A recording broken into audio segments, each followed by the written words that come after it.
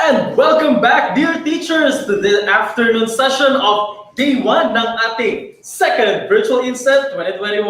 Brought to you by the ICTS EdTech Unit in collaboration with the Offices of the Undersecretaries for Administration, Curriculum and Instruction, and Field Operations. This is Teacher Pao. And this is Teacher Avangel. Welcome back! Yes, welcome back. Nakakain na ba ang lahat, teacher? Definitely. Kaninang umaga, marami tayong nakain na kaalaman at kumain na ng mga teachers, pero marami pa po tayo nanamnamin ng mga pag-aaralan sa mga susunod na topics. Yes, I'm so excited. But before that, pasalamatan muna natin ang ating 32,000 followers, viewers. Combined yan from our FB page and also from YouTube and other social media platforms kung saan nag-stream ang ating INSET. Yes, thank you. Hello po sa 32,000 na followers na yan. Love you all. And reminder po if you have postings or meron po tayong mga nais i-share sa ating Facebook, please use the hashtag VINSET 2.0.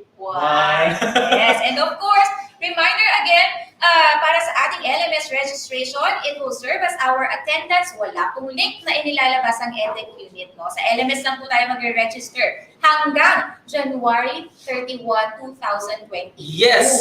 At nais po natin para sa mga teachers, may mga na-receive ako na hanggang gate daw lang sila, nasa bad gateway daw sila. Don't worry! Katulad ng sinabi ko, kasi yung iba talaga na sabi nila, ikot-ikot lang. Relax lang, teachers. Hanggang January 31 pa yung ating registration. Opo, mahaba po. Kung hindi man po ngayong araw na to, you still have more time. And paalala din po sa ating mga teachers, honesty is the best policy. Yes. Hindi natin tatandaan yan, teachers. And of course, sa mga kapapasok lang, hindi nakapanood kanina morning session, voluntary lang po ang pag-join sa ating VINSET 2.0. But then again, it is for our own growth. At ang mga manonood po ang magpa-participate for today's VINSET, makaka-receive po ng 1-day service credit. Para yan sa mga teaching personnel. Opo. Para pag non-teaching? Pag non-teaching personnel ka, makakatanggap ka naman ng compensatory time off at participate ka today. And don't worry po may memo po tayong i-release para po sa mga nabanggit kanina. Okay? Yes, set to stone na yan pagka nakalabas na yung ating memo. Yes! So, bago tayo mag-start, painitin mo natin ang ating hapon. Let's do some shoutouts! Teacher Pao! Yes, from Luzon National High School and SDO Rizal. Hello kay Sir Philip Ilaw. At mula sa English Department of Bagong Barrio National High School, especially their head, Ma'am Irene Olano, and Principal Sir Bong Danuk. Yes, ang Math Department ng Bagong Silang High School din. Hello kay Ma'am Weng Armado. Amparo High School Principal Sir Luisito Orma from Sir Mark Igon. And sa Mariano Ponce National High School ng SDO Bulacan, sa principal nila kay Ma'am Julieta Bulos from Sir Jerwin Roque. Shelito Zamora, Senior High School Principal Dr. Alvin Angus from Sir Aaron D. At sa SDO Pampanga naman ng Pulong Maslin National High School from Manlin Escoto. At ang grade 4 family of Silanganan Elementary School from Mrs. Lani Capistrano. At kay Francisco S. Brosas ng Elementary School Head ng Noemi Head, ayan. Also kay PSTS, Dr. Wilmer Gatite. At binabati din po natin Villaverde Elementary School Principal, Ma'am Lina Flor Cabildo from Chacabansa. Again, hello sa mga taga-General Vito Integrated High School sa kanilang head, Ma'am Flor de Liza A. de la Rosa ng SDO Cavite Province. Kayo ang general. At alam mo ba, Teacher Pawi, ako ay mula sa pamilya ng mga teachers. Kaya itong INSET na to, napakaganda opportunity para mag-get together kami. So binabati ko po ang aking mga kamag-anak na teachers. Happy reunion! Ayan, mula sa Cavite, Canaleja, Villamor, at mula sa Bicol, andyan din po ang ating mga kamag-anak dyan. Antonio, thank you so much. I'm sure excited na ang ating teachers at home na matuto muli sa ating next speaker. Ano kaya ang topic natin, sir? Ready na ba kayo? Ready ka na ba, Teacher Pao? Ready na. And to discuss our fourth topic, this is all about the proper etiquette in sending email and understanding guidelines for copyright. Seryoso to, take note, nandun yung copyright. Yan yung iniiwas-iwasan talaga natin, Teacher Pawi. So, let me introduce the speaker. He is a scholar of Pamantasan ng Lungsod ng Maynila in 2005. He took a bachelor in physical education. At present, he He is finishing his graduate studies at the Philippine Normal University. Sir Ariel had 11 years of teaching experience in a private school and had been a head teacher of the Music Arts, PE, and Health Department. Prior to his detailed assignment at the central office, he is a faculty member of Las Piñas City National Senior High School, CAA campus, from the school's division of Las Piñas City, where he served as the sports coordinator, Rover Scout coordinator, guidance advocate, and a subject area coordinator for PE and health. He is a module writer, lecturer, and resource speaker in various training workshops, and one of the pioneer national open educational resources core leaders in the country. He joined as an EdTech specialist of the Information Communications Technology Service Educational Technology Unit at the DepEd Central Office in 2020, being recognized as Microsoft Innovative Educator, Microsoft Education Ambassador, and Google Certified Educator. He shared his expertise in the information and communications technology as part of the EdTech specialist to the open educational resources, DepEd Commons, DepEd Learning Management System, DepEd TV, and DepEd Online, DepEd ETULAY, a free online tutorial as DepEd Online ETULAY National Tutor. As one of the main trainers of the ETU, Microsoft, and Google education programs, he also joined in the different projects of the ICTS and Tech Unit. Grabe ang galing talaga ni Sir. Such as being panelist in 2021 EduTech Philippines. He is the Alternative Learning System EdTech Empowerment Project Lead. Ito pa. He is also part of the DepEd TV National Teacher Broadcasters and Associate Producers, a member of the Kapisanan ng mga Broadcaster ng Pilipinas, and the Program Head for Scouting in ETULAY.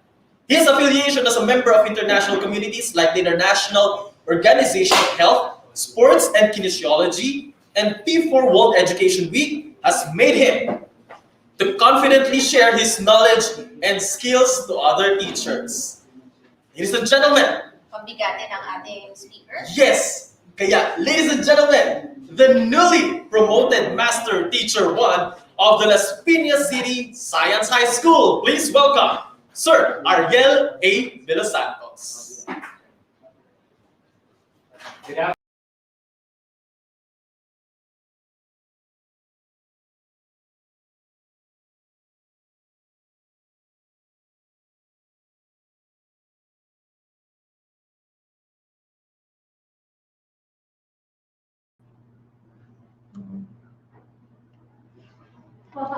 Good afternoon, teachers from Luzon, Visayas, Mindanao, and all over the world. Welcome to our virtual INSET 2.0. Thank you very much for our hosts, Sir Avengel and Sir Pawi, Ma'am Pawi. Thank you so much for that introduction. I am Ariel de los Santos and one of the EdTech specialists, and my task today is to discuss etiquette in sending email and understanding guidelines for copyright.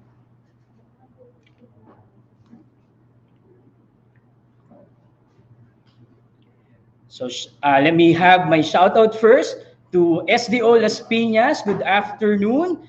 Thank you for watching and participating sa lahat ng ating mga teachers dyan. No? Thank you so much. All right. So let's have first the email.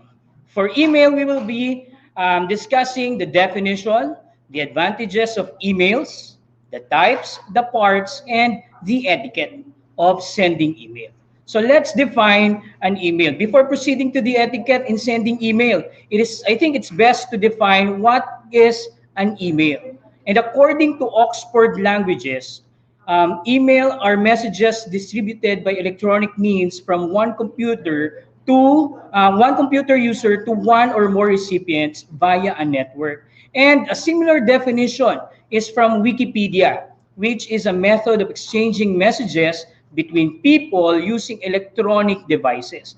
A lot of books, dictionaries, write-ups, journals, and researches give almost the same meaning for email, and all these fall in one word, which is communication. That means the process of sending and receiving messages. And this is a very important tool, especially now that we are facing pandemic, no face-to-face, and this is one of the most perfect tool for communicating with our learners and also with our teachers and parents. Okay, so let's have the types of email. We have 4 types of email: the no reply email, the inquiry email, the open-ended email, and the action email. Let's discuss that one by one. The first one is the no reply email. If you can see in that image, that is an example of no reply email. All right, so it seems that the sender wants to tell the receiver something, either a compliment or an information, meaning there is no reply or no reply is necessary. Okay, so the second one is the inquiry email. In inquiry email, you need something from the receiver in a reply. For example, an advice or question answered. The reply is your desired outcome. The action email, the goal is not the reply. The goal is to get an action on the part of the receiver. For example, a sales pitch, if you're having a business letter or business email, or asking for a website link in exchange. Okay? So let's move on with the parts of an email. This is very important because sometimes we are reading messages in the subject line, not in the body or not in the context or the text message mismo ng ating email. So basically, the parts of an email are the to line or the to, and then the subject, the body, and the attachment. Let's discuss first what is this first part. The first part is the subject. An email subject line is the first thing, ito po yung unang-una nakikita ng ating mga reader or ng ating mga recipient ng email. It is important to keep an email subject line informative, catchy, and brief. Brief lang po, no? So, hindi masyadong mahaba. Sometimes, makakita po tayo, lalo na yung mga first time na gumagamit siguro ng email, akala nila, doon nila itatype yung pinaka-message nila sa subject line, which is not proper. Ang pinaka nilalagay po natin sa subject line ay yung brief or summary lang ng ating mga ilalagay tungkol sa ating email or tungkol sa ating mga messages. Okay? That is the subject line. It summarizes the main idea of your message. And then the next is the to line. This is the address of the person who will be receiving the message. If the person's email or if the person's email ad is typed wrong or mali yung pagkaka-encode natin ng ating nilagay na email address, ang mangyayari po niyan, babalik po sa atin yung ating email. Hindi po yan masisend sa ating gustong padalan. In professional email messages, it includes full names and email. Kung makikita nyo po sa ating mga emails when we're using different providers like Gmail, we have Outlook, no, doon sa ating Microsoft, and Yahoo Mail, ayan po ay ginagamitan po natin ng email address sa to line. Kapag hindi po tama ang ating email address, babalik po sa atin yan. Okay? At ang importante po doon, sa mas professional po is if we type the full name and yung ating email ad ng ating mga recipients. And that is to clearly identify the sender or receiver. Okay? The next one is the salutation or the body. This is the body. Yan, yung pinaka-white na nakikita nyo sa screen, that is the body or the message box. Okay? This is where we type the message. Ano ba yung mga nakikita natin sa message natin? The salutation, the body format and content, and the closing. For the salutation, it provides a friendly start to your communication, and we address properly our recipient. We will use, for example, Mr., Miss, or the title, the designation of the person that we are writing the letter or the email. Okay. The format of the opening line and the rest of the message, so they are easy to read, focus on a single topic, and keep the message brief.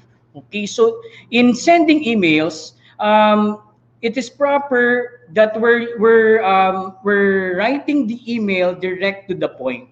Okay, so that is no more than 25 lines if possible. Ideally, your reader should not have to scroll the message from more than once or twice. Hindi na siya masyado pang magbababa ng kanyang mag-scroll ng kanyang screen just to read the whole text. Kung mahaba po yun, we can add an attachment. Alright? So, we can add an attachment to our email pag mahaba po yung ating i-discuss. So, mas maganda, meron tayong letter or may message muna tayo, what is the attachment all about? Alright? And then, let's have the closing. For closing, to end our email, it is best to use a signature block. Ano pa yung nakikita natin dun sa mga signature block? Meron po dong name, may contact information such as the name of your organization, the address, and your telephone number. So yun po yung tinatawag nating e-signature or yung ating signature block sa ating mga emails. Most email programs can insert signature blocks for you.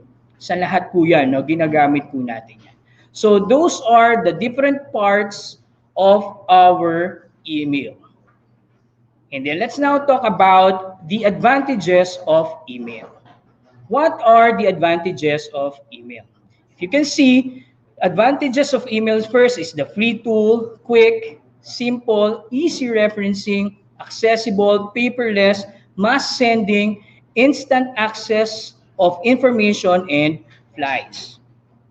Now, so what do we mean by easy or it's a free tool? It's free, all right? So when we say it's free, when we use internet or when we are online, kahit saan po tayo na pumunta, no, meron po dyan tayong pwede nating ma-access yung ating mga email, yung ating mga messages. We can receive and send email basta naka-online po tayo. And that's free. Free for Gmail, free for Outlook, free for Yahoo, yung ating mga ginagamit na mga service providers ng ating email. Okay? The next one is it's quick. It's easy, right? So it's easy to send and easy to receive. That's quick. Mabilis lang kung natatanggap at naipapadala natin ang ating mga messages. And third is, it's very simple. Napakadali lang pong gawin, pero meron tayo syempre mga standards na dapat sundin when we use emails. Napakasimple lang po niyang gamitin. So, meron po siya dapat lang na sundin, no, pag tayo ay gagawa ng ating email. For easy referencing, for example, no, for documentation, or meron tayo hinahanap na mga document or hinahanap na mga references, madali lang po yun. Yun po yung importance ng subject line kanina. No, kapag nag-research po tayo or nag-search tayo ng something about an email or a letter, no, hinanap po natin yung isang, itatype lang po natin doon sa search box ng ating mga sa ating mga email, yung pinaka-subject, lalabas na po yun. So, importante po talaga yung paggamit ng subject line. Another, it's accessible. Yun na nga, sinabi ko na nga kanina, anytime, anywhere, pwede po tayong makapag-send at makapag-receive ng ating emails. And syempre, ito yung pinaka talagang advantage nito, no? This is paperless. This is really paperless. Mass sending, you can actually send thousands of letters to thousands of one letter or two letters in thousands of receivers or recipients, pwede po kayong makapagpadala yan. Okay? Instant access of information and files also is an advantage of email. So these are the advantages of email. Napakaganda. But if there's advantage, meron din pong mga disadvantage ang ating mga email. First, syempre, gagamit yan ng ating internet connection, ng ating hindi tayo basta makakapag-send kapag tayo ay offline. Kailangan tayo ay laging naka-online. So, yun lang naman yung pinaka nakikita natin na disadvantage of email. Ang disadvantage, mas marami if we are not knowledgeable or more educated sa paggawa ng mga email or yung ating standards sa paggawa ng email or pag-send ng email. Doon lang nagkakaroon ng mga disadvantages yan. Okay? Moving on. Let's have this. The etiquette in sending emails. This is really very important. Very important na pag-aralan natin this etiquette. Etiquette, we mean etiquette, what is the proper way or ano yung mga pinaka-importante or mahalaga na dapat nating tandaan sa paggawa or pag-send ng email. Okay? So lagi nating tatandaan na dapat una, hindi ang ating mga emails ay public document na. Lagi po nating tatandaan yun. Remember that everything that you mail is a public document already. Number 2, never talk about other people in an email. Why? Because it's already documented. So pwedeng maging katibayan yon against you kapag hindi maganda yung mga napag-uusapan ninyo sa isang tao. Kaya never talk about other people in an email. Kahit naman po siguro hindi sa email, it's not really nice na pag-usapan ng isang tao. Okay? So check the grammar and sentence structure. Kasi kapag hindi po natin chinek ang ating grammar, it seems like hindi na rin natin nire-respeto ang ating recipient. At maaaring iba yung gusto nating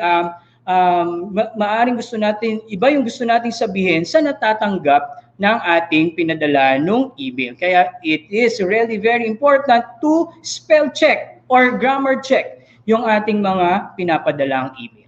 Number 4, if your message includes a request, okay, pag nagre-request po tayo, always close with a thank you to the recipient for considering it. Lagi po tayong magsasabi ng thank you. It's very important. It's maganda pong pakinggan, maganda rin pong pakinggan yung ating magandang basahin rather yung ating mga message kung tayo ay nagte-thank you or nakakabasa rin tayo ng thank you, maganda po yun. Do not demand or expect immediate response. Most of the time, we use hoping for a response, hoping for a positive response. Ang mas maganda po talaga nating dapat gamitin ay looking forward for something like yung kung ano yung ine-expect nyo doon sa recipient. Yung po yung mas ethical na dapat nating gawin. Number 6, review your message before sending it. Baka meron ka pang mga mali or kaya baka nag-copy-paste ka lang, meron kang hindi natanggal na pangalan, iba yung nagalaw mo o kaya mamaya naman napindot mo, reply, send to all, Kaya marami kang pinagbigyan ng message na hindi mo namamalayan o hindi mo na-review. So, it is very important to review your message before sending it. Kasi mamaya iba yung takbo ng isip mo, iba yung natatype mo, iba pala yung napadalan mo din nung mensahe na yun. Okay? So avoid using all caps. Alam naman natin lahat ito, Maski sa instant messaging, we have to avoid using all caps. Why? Because all caps, it seems like when you use all caps, parang kang galit, may anger ka, malakas yung iyong emotion na nandoon na maaaring ma-misinterpret. So for everybody, please avoid using all caps in sending emails. Number 8, always use courteous expressions. Alam naman natin to. Gusto rin natin na pag tayo yung nakakabasa ay maganda yung ating mga nababasa tungkol sa atin or magandang mga words ang nababasa natin. Magaan po kasing basahin yon at kaaya-ayang basahin yun. So ganun din tayo kapag tayo yung nagsusulat or magsisend ng email. We always have to use courteous expressions. 9, consider the use of CC in your email. So ano ba yung CC? For faculty, sa ating mga offices, meron tayong sinusunod na mga protocols or channeling, importante po yung CC or carbon copy na dapat yung ating mga boss ay alam din kung ano yung napag-uusapan doon sa email na yon. So that is very important. Consider the use of CC or yung mga BCC. So mas marami pong mas makakaalam. Kumbaga parang for your information, para mas alam ng iba. So channeling is there kapag gumagamit tayo ng CC. And then the 10th is avoid cracking jokes in your messages. It's formal. dapat professional ang dating kapag gumagamit tayo ng email. So yan ay mga dapat nating tandaan, lalo na tayo ay mga guro, tayo ay mga teachers, at yan ay ituturo din natin sa ating mga estudyante. And that's all about email. So sana na meron kayong napulot sa ating usapin tungkol sa paggamit or pag-send ng email. Let's move on with our next topic. Ito, interesting to. Lalo na ngayon na tayo ay nasa, wala tayong face-to-face pandemic ngayon, at mas maraming chances na tayo ay blended learning, gumagamit tayo ng online class. So, gumagawa tayo ng video, gumagamit tayo ng mga images in our presentation. So, importante na malaman po natin ano ba yung mga guidelines for copyright. Ito po ay konti lamang, dahil maaari pang marami pa ang tungkol sa copyright. I would like to start with legal basis. Ano ba yung batas sa Pilipinas na pumoprotekta sa karapatan ng mga may-ari ng mga works na ito, literary, musical pieces na ito? Ito yung tinatawag natin na Republic Act number 8293 or the Intellectual Property Code of the Philippines. So, importante po na malaman natin ano ba yung legal basis, Kasi lagi na lang natin naririnig, copyright yan. Ako, na-copyright ka. Tapos yung iba parang ipapagwalang bahala lang na na-copyright. Okay? So, kung ito po ay batas, ibig sabihin lang po nito, this is punishable by law. So, pwede po tayong maparusahan. Meron po tayong mga fine, meron tayong mga punishment na pwedeng ibigay sa lalabag sa batas na ito. Depende po sa bigat nung kaso. Pero bago po siya maging kaso, meron pa pong mga pagdadaanan yan na mga proseso. So, pwede pa kayong mag-meet, Kaya kung mapapansin po ninyo, ang ating YouTube, ang ating Facebook, hindi naman po sila yung nagmamay-ari nung mga nilalagay natin or ginagamit natin. Nagwa-warn lang sila na baka yung may-ari nung ginamit natin na image, na video or audio ay maaaring magreklamo sa atin. Kumbaga, si Facebook lang po ang nagiging channel para magkaroon ng compromise or magkaroon ng agreement yung dalawang party, yung gumamit at saka yung may-ari ng ginamit, para makapag-usap at para ma-avoid yung further cases na mangyari sa paggamit ng mga copyrighted material. Okay? So, dito sa Chapter 2, ng ating Republic Act 8293, dyan po natin may kita o mababasa ang mga, ano ba yung mga nakapaloob na material or works na pwedeng maging copyrighted na gagamitin. Sabi dito, literary and artistic works hereinafter referred to as works are original intellectual creation in the literary and artistic domain protected from the moment po of their creation and shall include in particular, ito po yung mga example, books, pamphlets, articles and other writings, periodicals, newspapers, lectures, sermons, addresses, dissertations prepared for oral delivery, whether or not reduced in writing or other material form, letters, at marami pa pong iba ang nakapaloob dito sa batas na ito. So ang ibig sabihin lang po nito, hindi na kailangan pang magproseso na ipa-register nung gumawa or magpa-license nung gumawa dito sa tinatawag nating mga original works.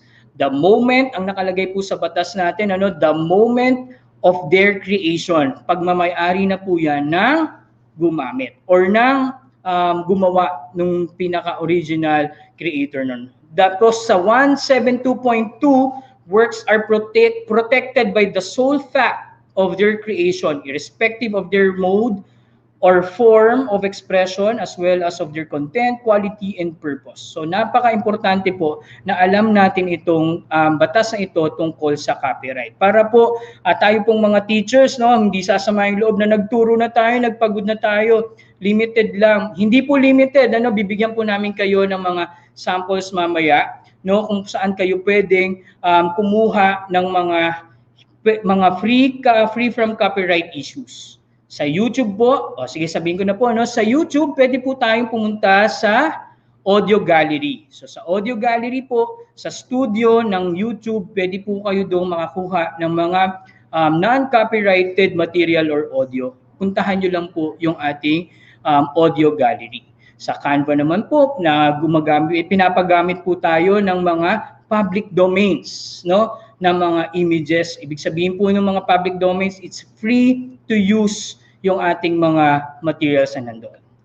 Okay, so ito na, pag-usapan na natin yung tips to avoid copyright infringement on social media.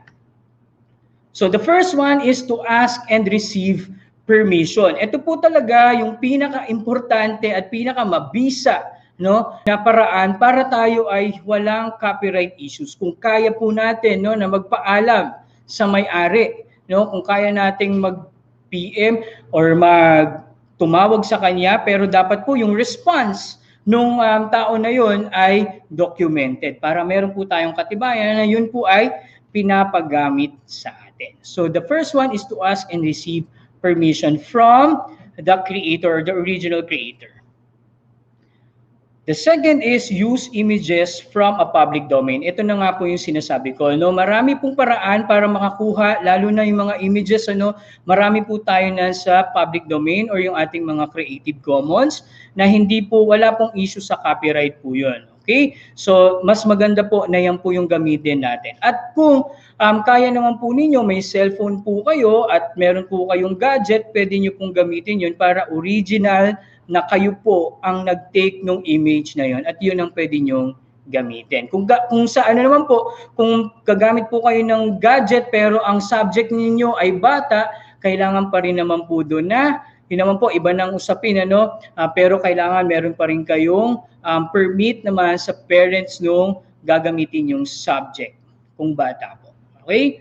So, give credit. Usually, ito naman po, give credit para ma-lessen lang yung burden na hindi nyo na properly cited yung inyong reference, pero this will not make you, this is not an excuse para magkaroon kayo ng kaso sa copyright. So wag po nating wag po tayong mag-chill lang, no, kapag na-credit naman siya, nalagay naman, na-cite naman yung may-ari ng pinanggalingan. That is not an excuse still sa copyright issue. So, mas importante pa rin po na talagang nakapagpaalam po tayo sa original creator nung ginagamit natin. Okay? So, this is very important tip. Review ownership rights. Lahat po ng mga social media accounts, kapag gagawa po tayo, pag gagawa tayo ng ating mga accounts, meron po yung mga security features, meron po yung mga nakalagay doon tungkol sa mga ownership rights. So dapat po yun ay binabasa. Usually, ang chine-check nyo lang doon yung box na I have understood, parang chine-check nyo kaagad po yun, na hindi nyo na basta binabasa. So I'm also guilty about it, pero importante po pala na tayo ay nagbabasa bago natin siya checkan para mas alam natin kung ano yung mga dapat nating iwasan at kung ano yung pwede nating ipangdepensa if time comes na tayo ay mapasailalim sa isang kaso sa copyright.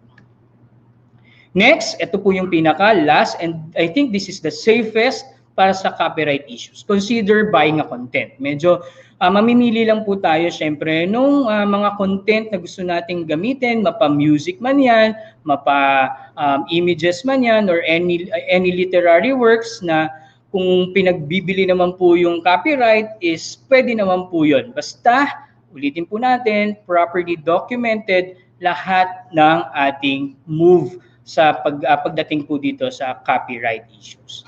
Okay? So I think that's all, and I'd like to end my presentation with this quote by Chris Jami of Philosophy. When you have wit of your own, it's a pleasure to credit other people for theirs. Thank you so much.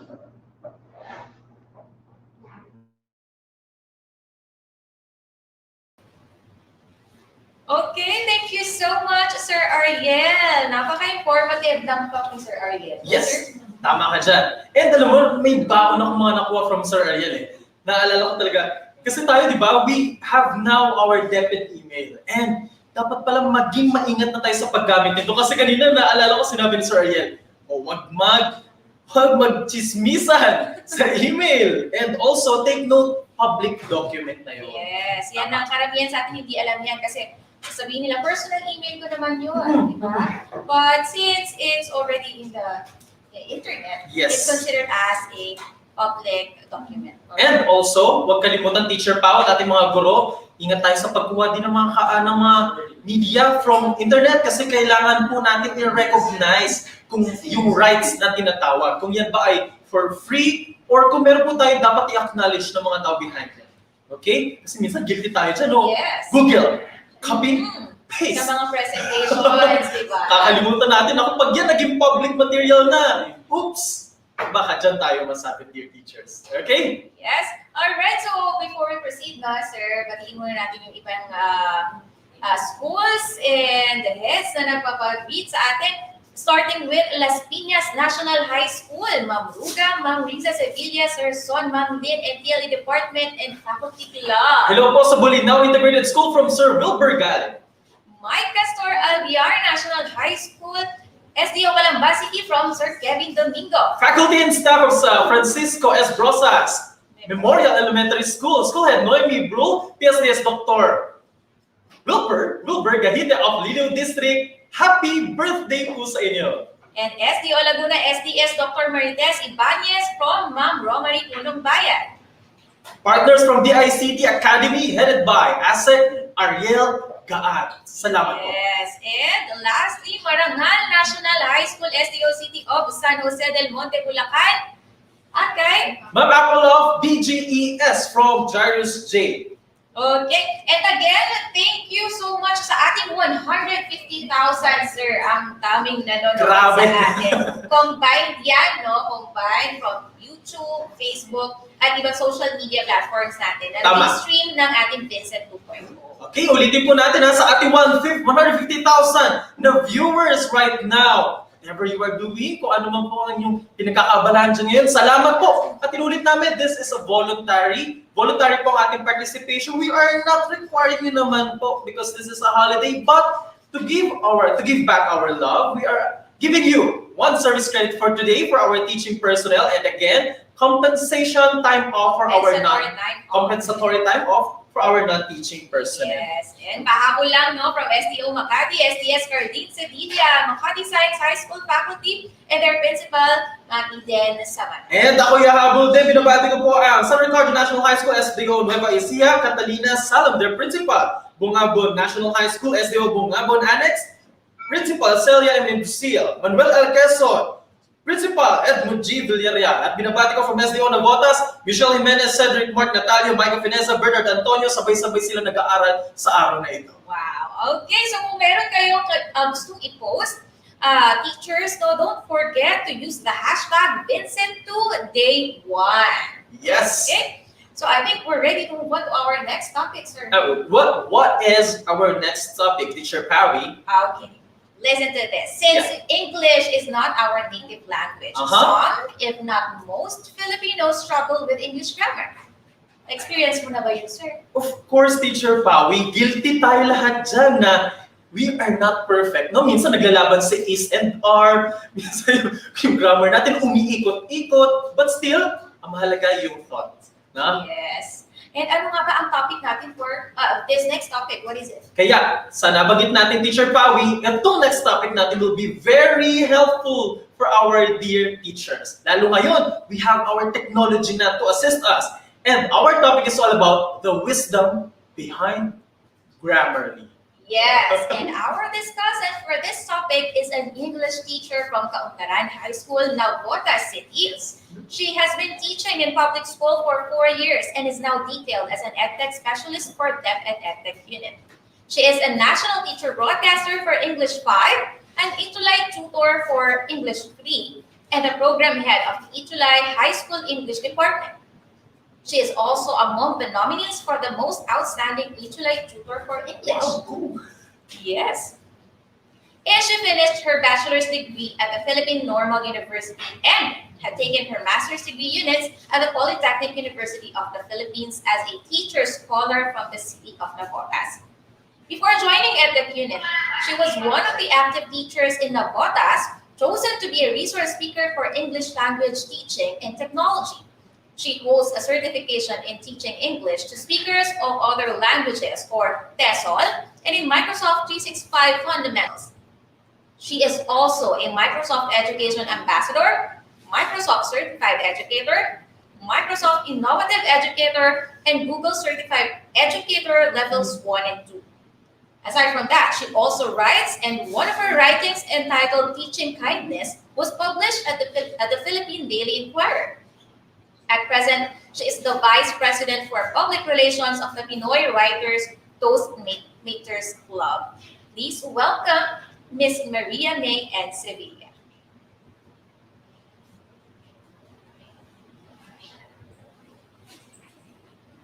Okay. Are you excited for this topic, sir? Of course, dahil ayaw niya si Ma'am May Sevilla, kasamahan ko from SDO Navotas. Muli, pinabati ko po ang ating mga kasama sa SDO Navotas. Salamat po sa pakikibahagi sa VINSET na ito. Yes, and let's all remember that English is a universal language. Tama Yes. ba? Kaya it is important for us to learn the basics of grammar. And napaka-importante, lalo na ngayon. Alam niyo to, dear teachers, na we are creating learning materials such as modules, kaya dapat napakahalaga that we double-check, triple-check ang ating mga materials para talagang pagdating sa ating mga bata, tama at ayos. Yes, and not just the grammar, no, but yung punctuations, the spelling, we have to check each and every sentence, every word that we would write. Especially for documents like na nasabi mo, sir, modules, di ba? Very important yan. Pero ikaw, Teacher Pawi, pag-usaping pag-improve ng English language mo,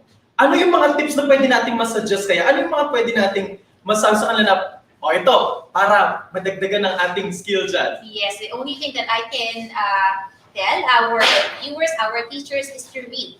Read to improve your vocabulary, add more words to your vocabulary. But you know, as we learn English, we should not forget, of course, the Filipino language. Yes, of course. Ano nga yung sabi ni Dr. Jose Rizal? Ang hindi magmahal sa sariling wika ay masahol pa sa hayop at malansang isda. Yes, okay. Tandaan natin yan dahil ngayon ay buwan ng wika. Tama. Ba, sir? Buwan ng wika ngayon at ngayong araw na to, sineselebrate natin din, kino-commemorate natin ang ating mga bayani na nagsakripisyo para sa bansang ito. Yes. At kayo mga guro, kayo din ay bayani sa munti ninyong paraan. Kasi Teacher Pawi, no, we heard some stories na meron talagang tumatawid ng ilog, may umaakyat ng bundok, meron talagang iniikot ang sambayanan, ang mga bahay-bahay despite the pandemic para lang mahanap ang ating mga bata at may balik sila sa pag-aaral. Yung teachers po ay mga simpleng bagay, act of your pagiging bayani din para sa bansang ito. Yes, you know, and of course, meron din ako mga nababalitaan, sir, yung mga volunteer teachers sa mga communities, like they're teaching street children. Yes. You know, they're definitely heroes. Totoo. At pinag-uusapan natin ng English grammar, no? Isa rin sa advokasya ng bawat paaralan na programa ay ang mga pagbasa. Yes. Reading programs, right? So talagang dapat tulungan tayo para iangat ang antas ng ating mga kabataan. Okay. Now again, let's introduce again our speaker for today, for this topic. Okay? To discuss the wisdom about Grammarly, we have again Miss Maria May and Sevilla.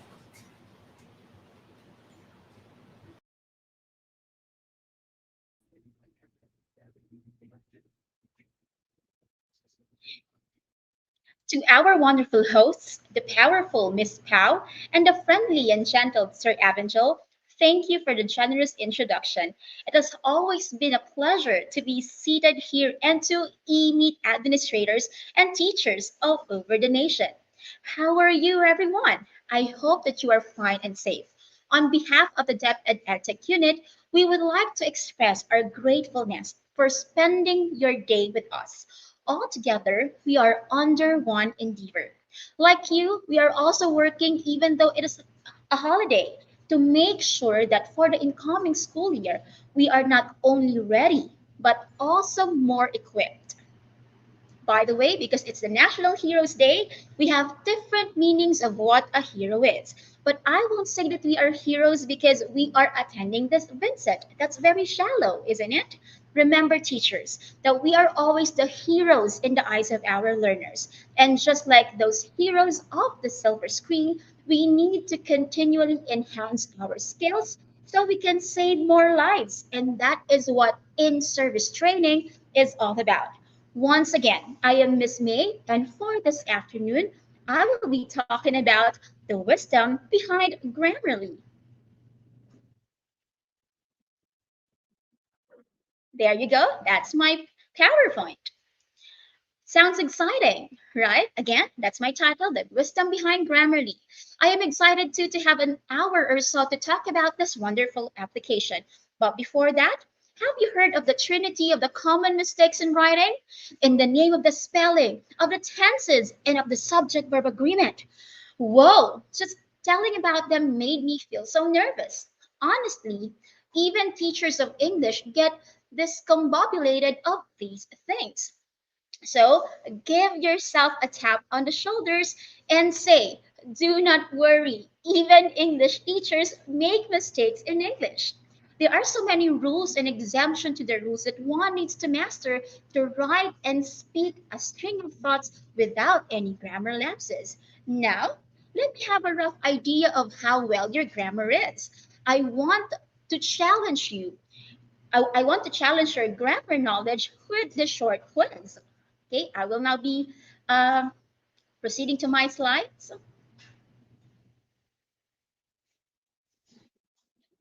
There you go. I will be reading the situations and the choices for each of them. I will be giving 5 seconds, again, just 5 seconds before I reveal the answer and explain why it is the answer. Is that clear? If the answer is yes, please comment a like emoji on the comment section. Let's see who is ready to take the challenge. There you go. Let's have number one. Mr. Santos would like to use the expression I am looking forward to, but he is not sure how to finish it correctly. Which of the following sentences with the phrase I am looking forward to is correct? A, I am looking forward to receive a positive response from you.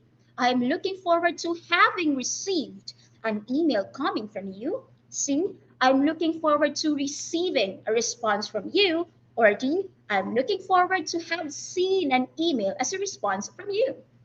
Let's see who will be getting the correct answer.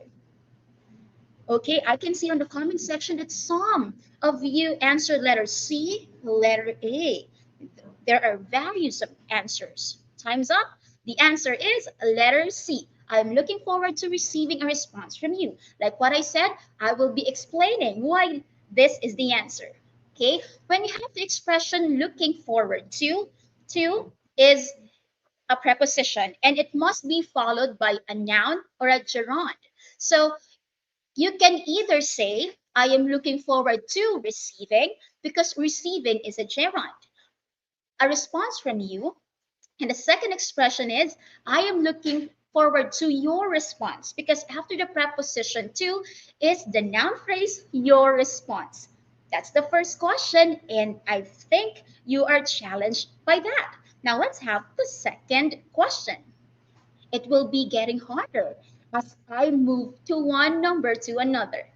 Number two, Miss Cruz said, the paperworks that I have been doing deal with crucial informations. Choose two sentences. Again, choose two sentences to correct the grammatical mistake or mistakes in her sentence. I believe a word here in the sentence of Miss Cruz is often said by most of us. A, the paperwork that I have been doing deal with crucial informations. B, the paperwork that I have been doing deals with a great deal of information. C, much of the paperwork that I have been doing deals with crucial information. Or D, the paperworks that I have been doing deals with a lot of informations. 5 seconds, you will answer 2 letters. Your 5 seconds starts now.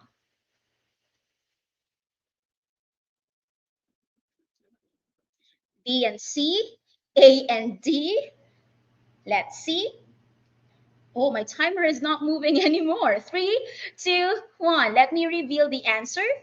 Let's see who will be getting the correct answers, and it's letter B. Okay, the paperwork that I have been doing deals with a great deal of information, and much of the paperwork that I have been doing deals with crucial information. Now, let's explain why B and C are the answers. Remember, paperwork and information are uncountable nouns. Therefore, they do not take the suffixes s or es and always take the singular form of the verb. So every time you will be hearing paperworks, then that's incorrect. Don't say paperworks, but we can say literary works. Quantifiers for uncountable nouns can't be added before uncountable nouns to express how much. What are the other uncountable nouns that we don't add s or es at the end? We don't say furnitures, we don't say advices, we don't say monies, we don't say powers, electricities, and luggages. Okay, so that's a nice refresher of uncountable nouns that we don't add s or es on. Okay, let's have the third number. Mrs. Padilla had a pop quiz in her synchronous class. She said, class, 12 times 12 times 7. Oh, that's math, so I'm finding hard to pronounce it. I really have a phobia with numbers. Class, 12 times 7 is equals to blank. I will give you time to think about it. Your 2 minutes start now. Now the question, were her sentences correct?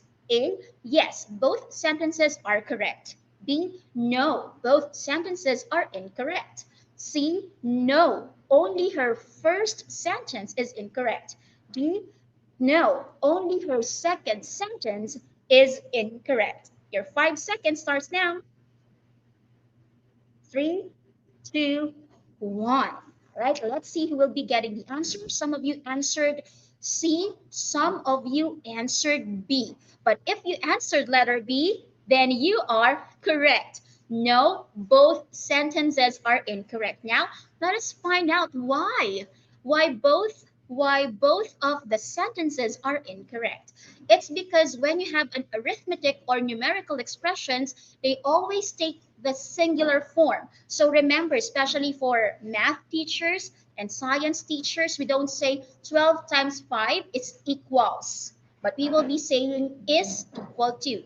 Is already your verb, and equal there functions as your adjective. So is equals to. 12 times 5 equals.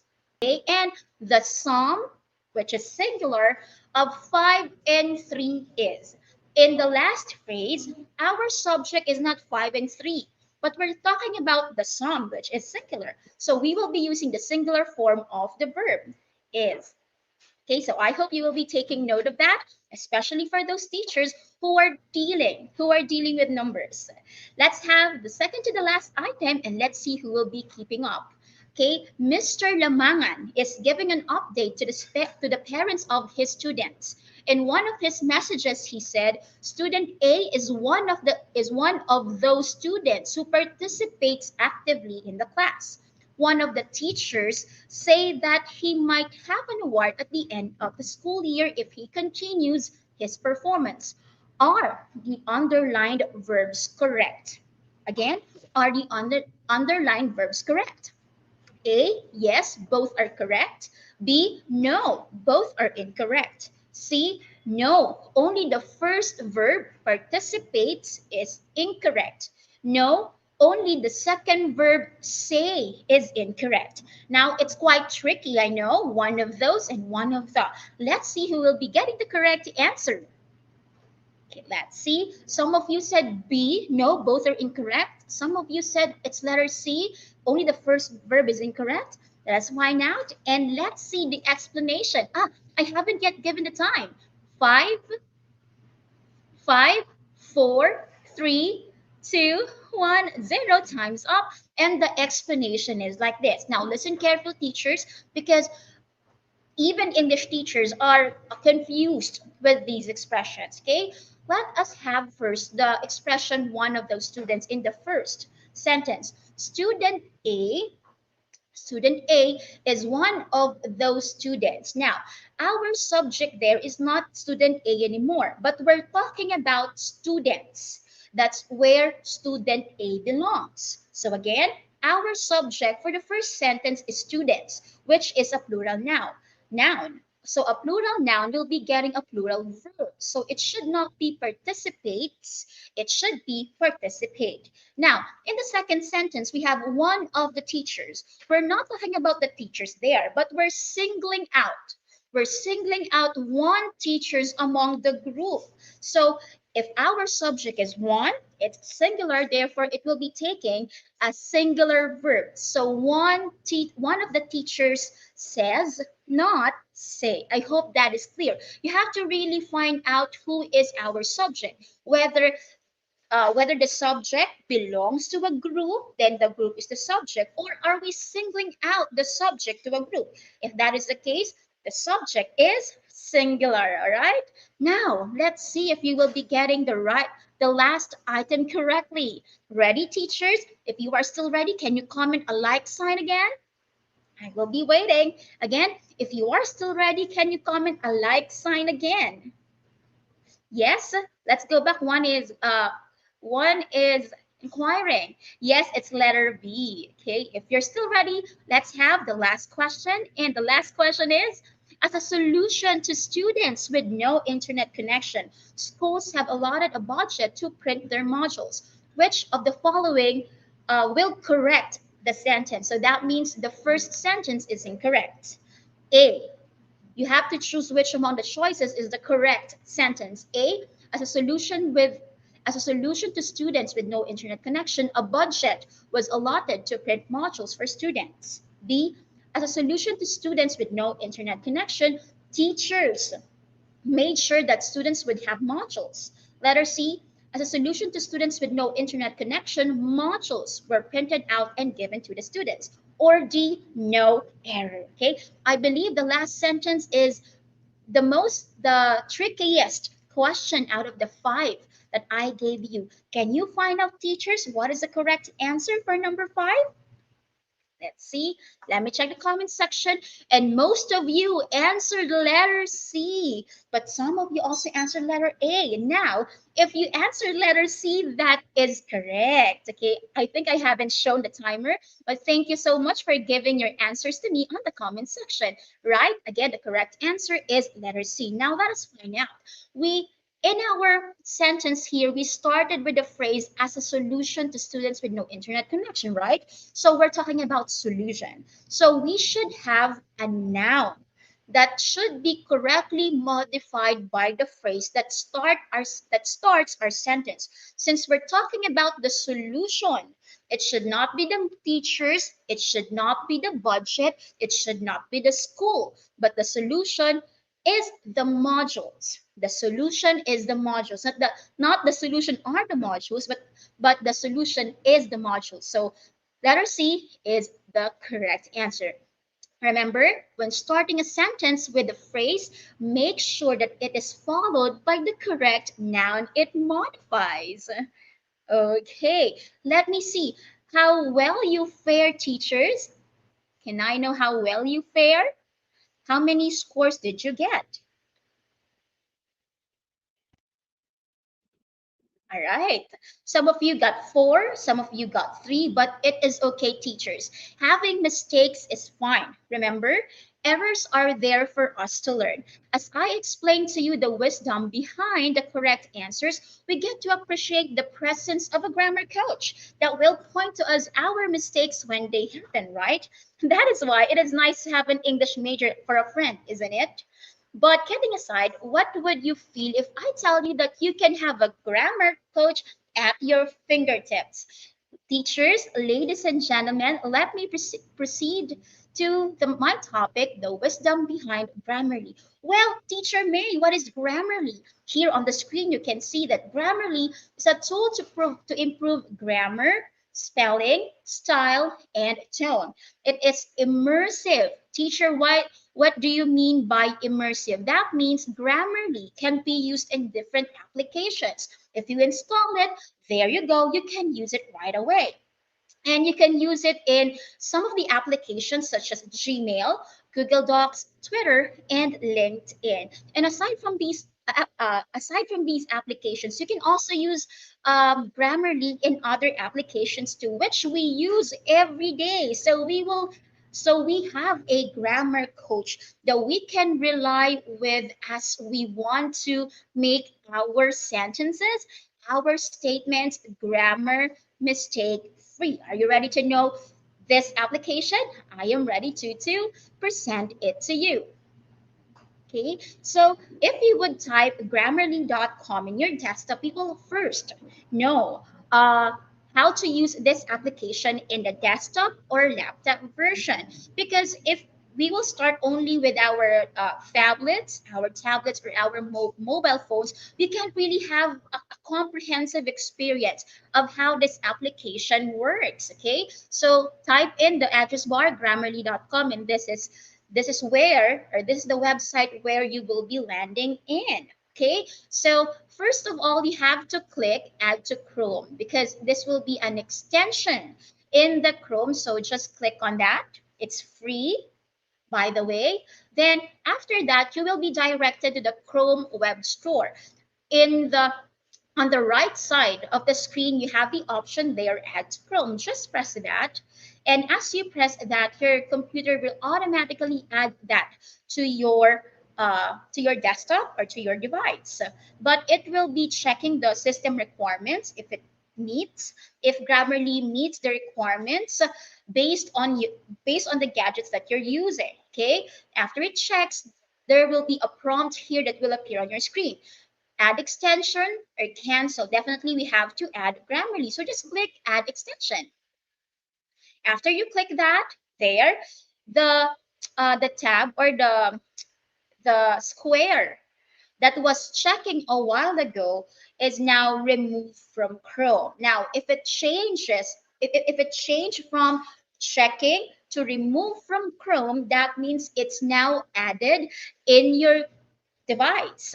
You can use Grammarly now, but definitely there are further steps to make sure that we have an account in Grammarly. So that's just the first step, installing the Grammarly account in our devices. Again, we are using the laptop or the desktop version so we can freely navigate a comprehensive experience of the application. Okay, so after that, you are required to you are required to sign up.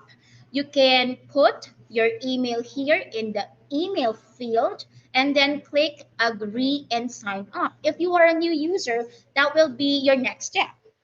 Put your email, a working email. It can be your personal email or the email given to you by DepEd, the at deped.gov.ph. So you have your choice. It's your discretion what Gmail account will you be using for your Grammarly account. Should you use your personal account or your Gmail account? Teacher, you have to make the decision. So after putting your email in the email field, hit agree and sign up. What if I have already, or you can also choose if you don't want to, if you forgot, or if you're lazy to type in your Gmail or your email address, you can choose to sign up using your Facebook account, your Google account, and your Apple accounts. But however, if you have an account, just click on the prompt there on the upper right hand of the screen. Just click I have an account, and this will be the option. Okay, so I have used there my DepEd email account, and then I will just because it will be like a login in. Okay, I will just log in and then type in my password and hit agree and sign up. Okay, so whatever you choose, whether a new account or you will just be logging in, you have to input your email address and then your password. So you can go to the application right away. After that, there you go. Click continue.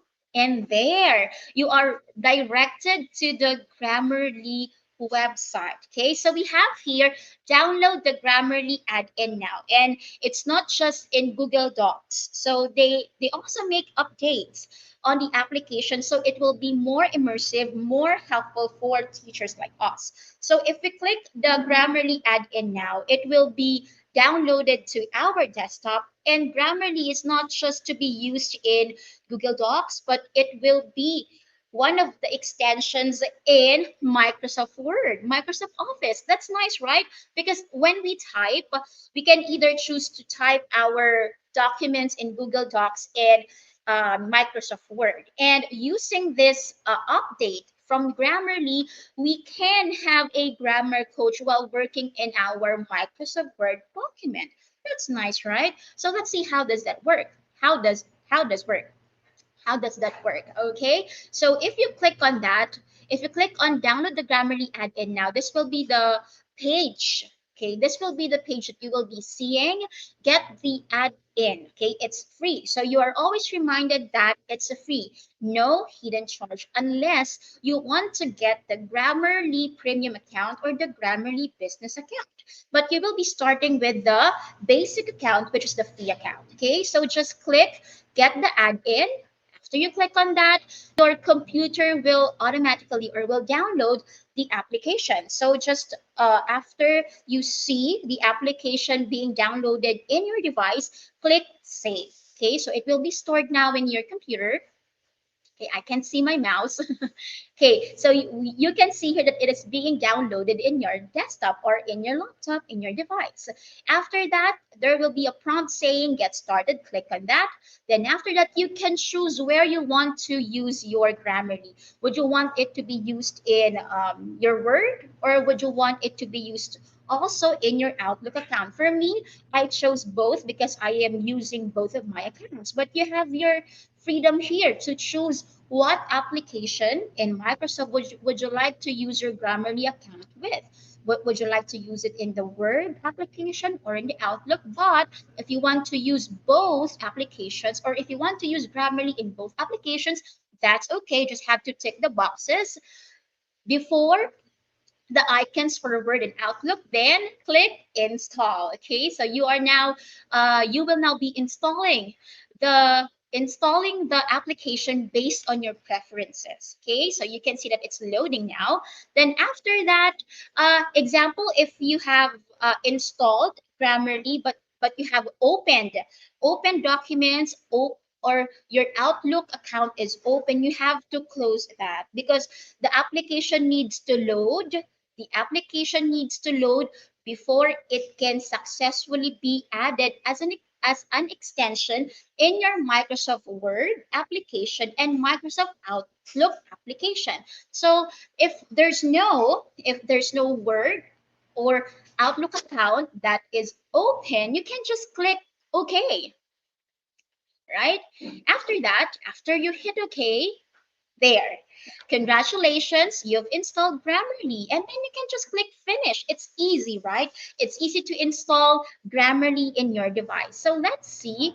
Let's see now how Grammarly works in our document or in a Microsoft document account. So you see here, after I install Grammarly in my device and after I close all my documents and restart my computer, or just close everything and then open Microsoft Word again, you can see in the ribbon that's in the right side of the screen that you have already the application Grammarly. Okay, it's on the right most side of the screen. Now, let me present to you how does that work. I will be sharing a screen with you, and it's the screen of my Microsoft document. Okay, for a while.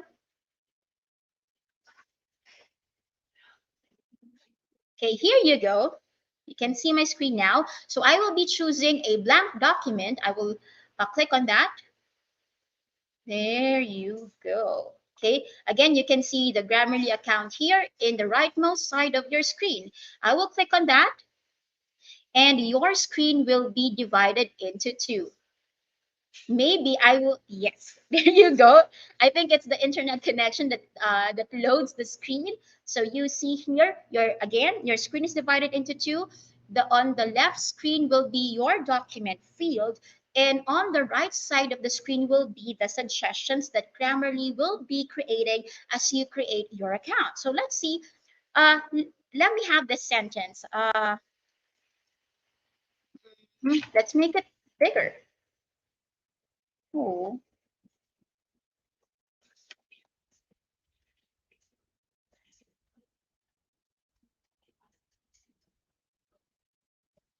okay.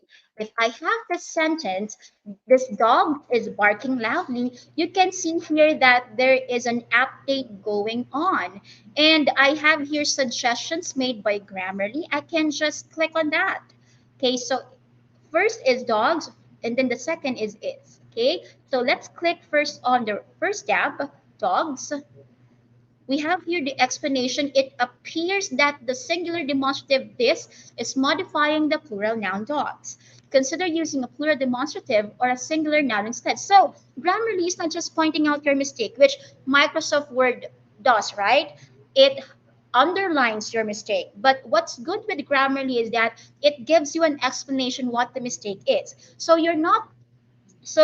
the mistake is not just pointed out to you, it is also explained. And in language learning, in any language, when you're learning a language, it's not just enough that you know your mistakes. It's more efficient to learn a language when you know what your mistakes are. And that is what Grammarly is doing for us. We have an explanation why dogs is incorrect in this sentence. So how to correct that, Teacher May? We'll just have to click on this green highlighted word, and that will be changed in our document field, right? And so the other mistake also is corrected, automatically corrected. So my previous sentence is changed already with this dog is barking loudly. Nice, right? So we can also have here some pointers to make our knowledge of our work better. You can click clarity. You can also click correctness. We know that clarity is different from correctness. Let's see if we can test the difference between the reports in terms of clarity and in terms of correctness. How about if I have this sentence? Uh,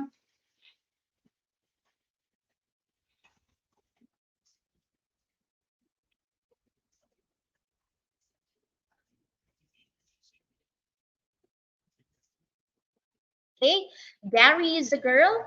Oh, Gary is the girl whom I talked with. So if you could see, there's inappropriate colloquialisms that is presented or that is evident in the sentence that I wrote. Definitely, it's obvious if you're really into grammar. It's obvious that my sentence is incorrect, but everyone has a different level of language proficiency. So Grammarly is very helpful to really point out the mistake. What are the grammar lapses? What are the language improvement that person needs to know? So for this one, the mistake is not just about subject verb agreement. It has to deal with noun usage, which for Grammarly is a higher level of error. So it's not included in the free version, but it will be dealt with the premium, the grammar premium or the Grammarly premium account. Okay, one more example.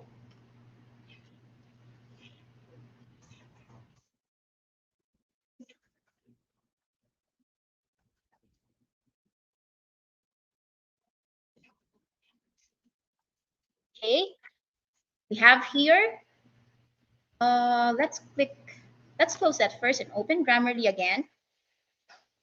Okay, because the mistake a while ago or the report given by Grammarly was for the second sentence. It has not loaded yet, or it has not processed yet.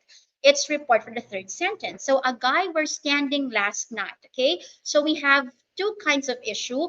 One that can be dealt with the free account and one that should be dealt with the premium account. So let's have first the clarity.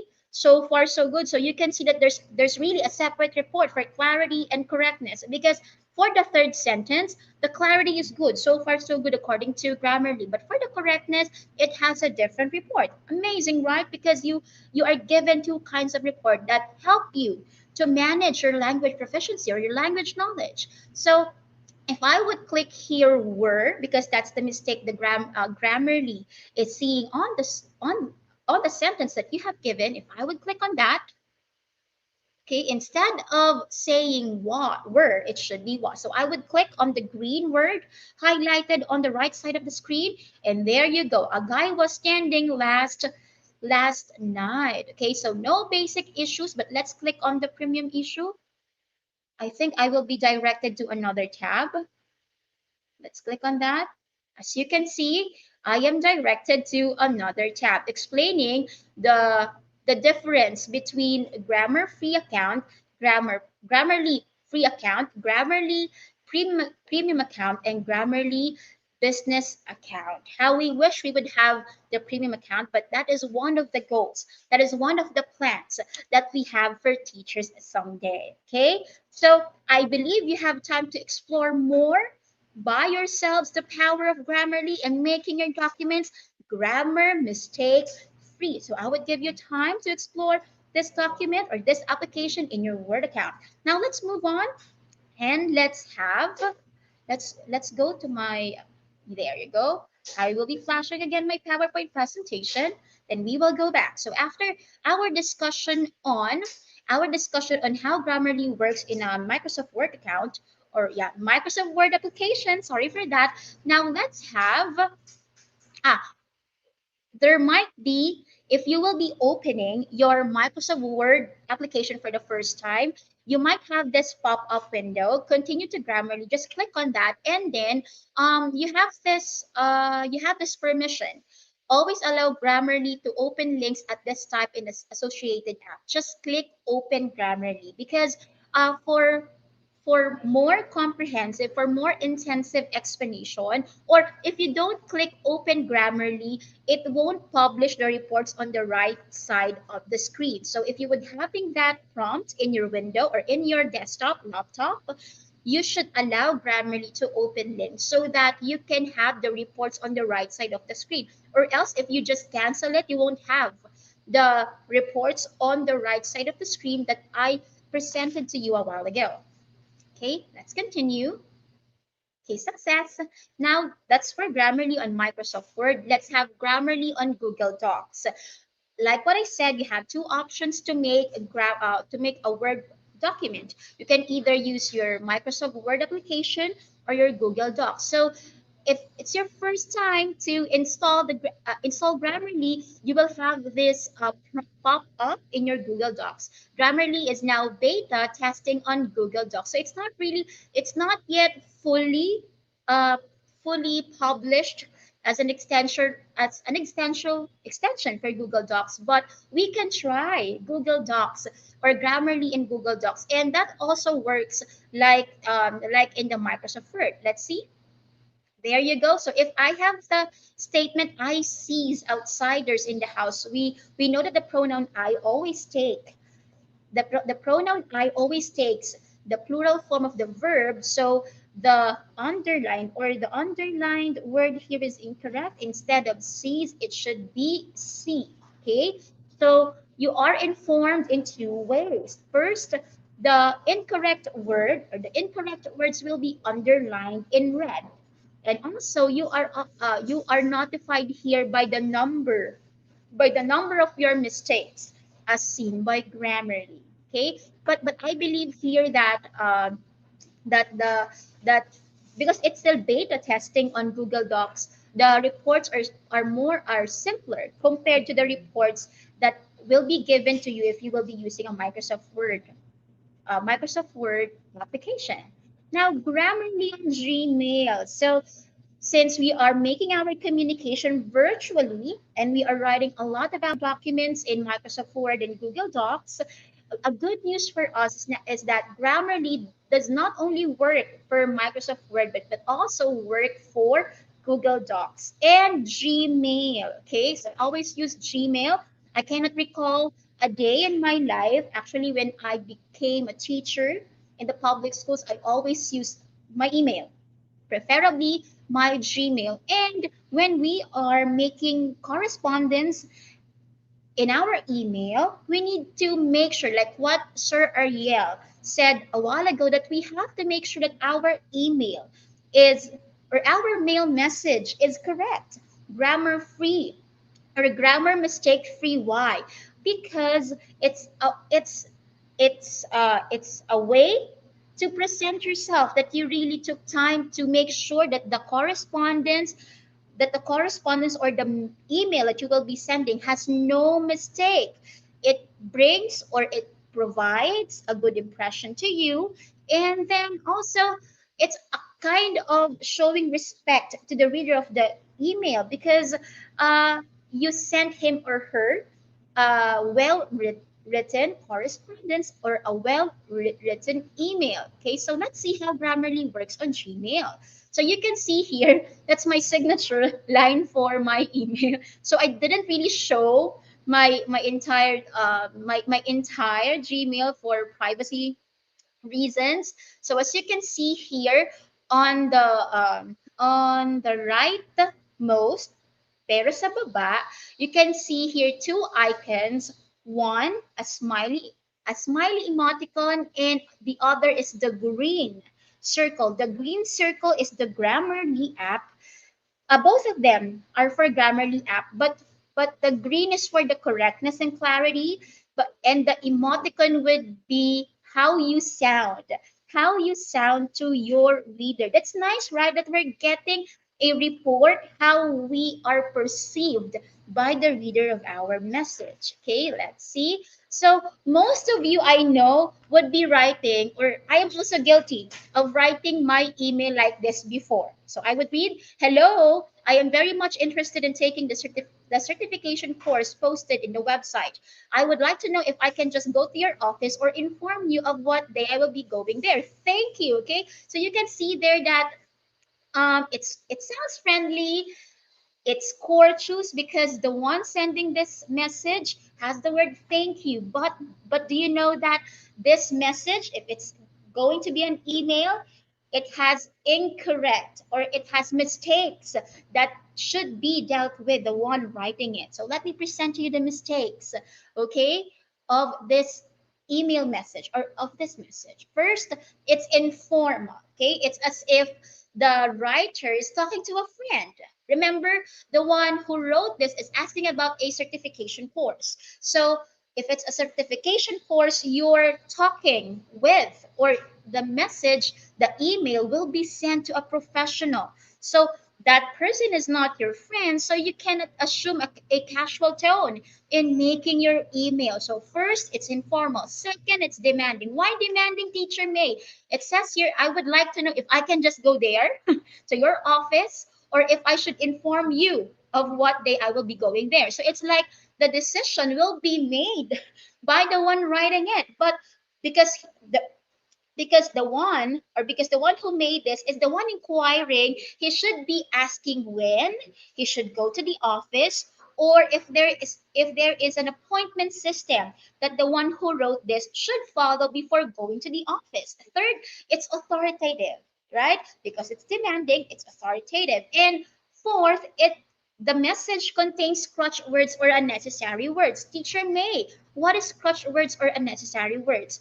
Crutch words are those words that do not really give meaning, or that do not really contribute meaning to the word. Example, very much excited. You can just say, I am interested, right? You can just say interested. Your words very much do not really contribute to the message of your email. So even though it's just an email, remember, email is one of the biggest medium of one of the no no one of the biggest media of communication that we do today. So don't just say it's email, it's only email. We still follow the certain parts of making an email, so that you can avoid having this kind of email in the future. Okay, so an email or a mail message observes the following parts: a salutation, greetings, body, conclusion, signature, and attachment if you have an attachment. Because sometimes I'm also guilty of this. I would be sending my email without attaching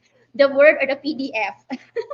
Sometimes I'm so forgetful. So, but it's nice to know that we have to be reminded that if you have a certain attachment on the document, we don't forget to also attach that on the email so that your receiver will have a complete copy of your email. Again, salutation, greetings, body, conclusion, closing, signature, and attachments. Now, definitely, if I will be presenting to you the parts I should be giving you an example. And the example would be like this, okay?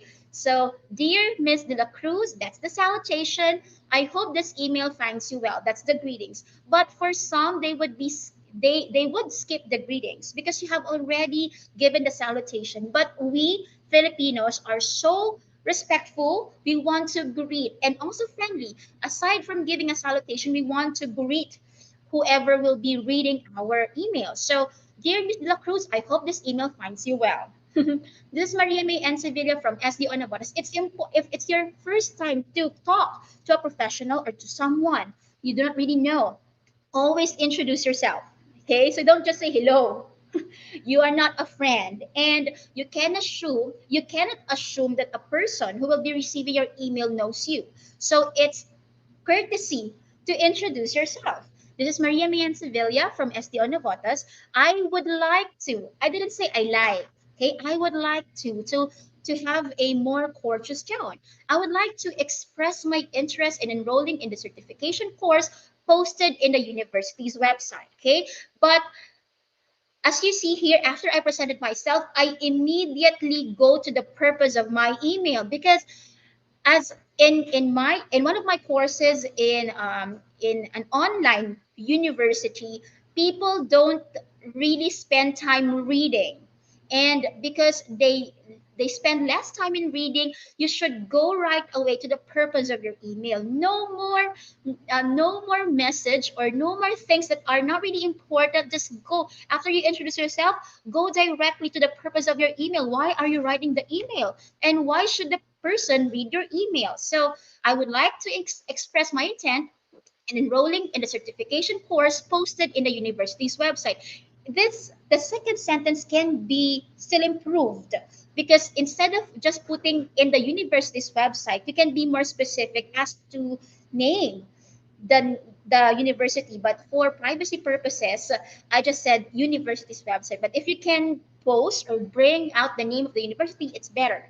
And I didn't put all the sentences in one paragraph. Why, teacher May? Because you should section the ideas carefully. Okay, so after presenting myself, I go straight to my purpose, and then in the second paragraph, I say, in line with this, may I ask if your office accept walk-in transaction, or should I book a schedule for appointment? See, the second the second paragraph has a different idea. So if it has a different idea, you would not put it in the first paragraph, but you would put it in the second paragraph because it deals with another idea.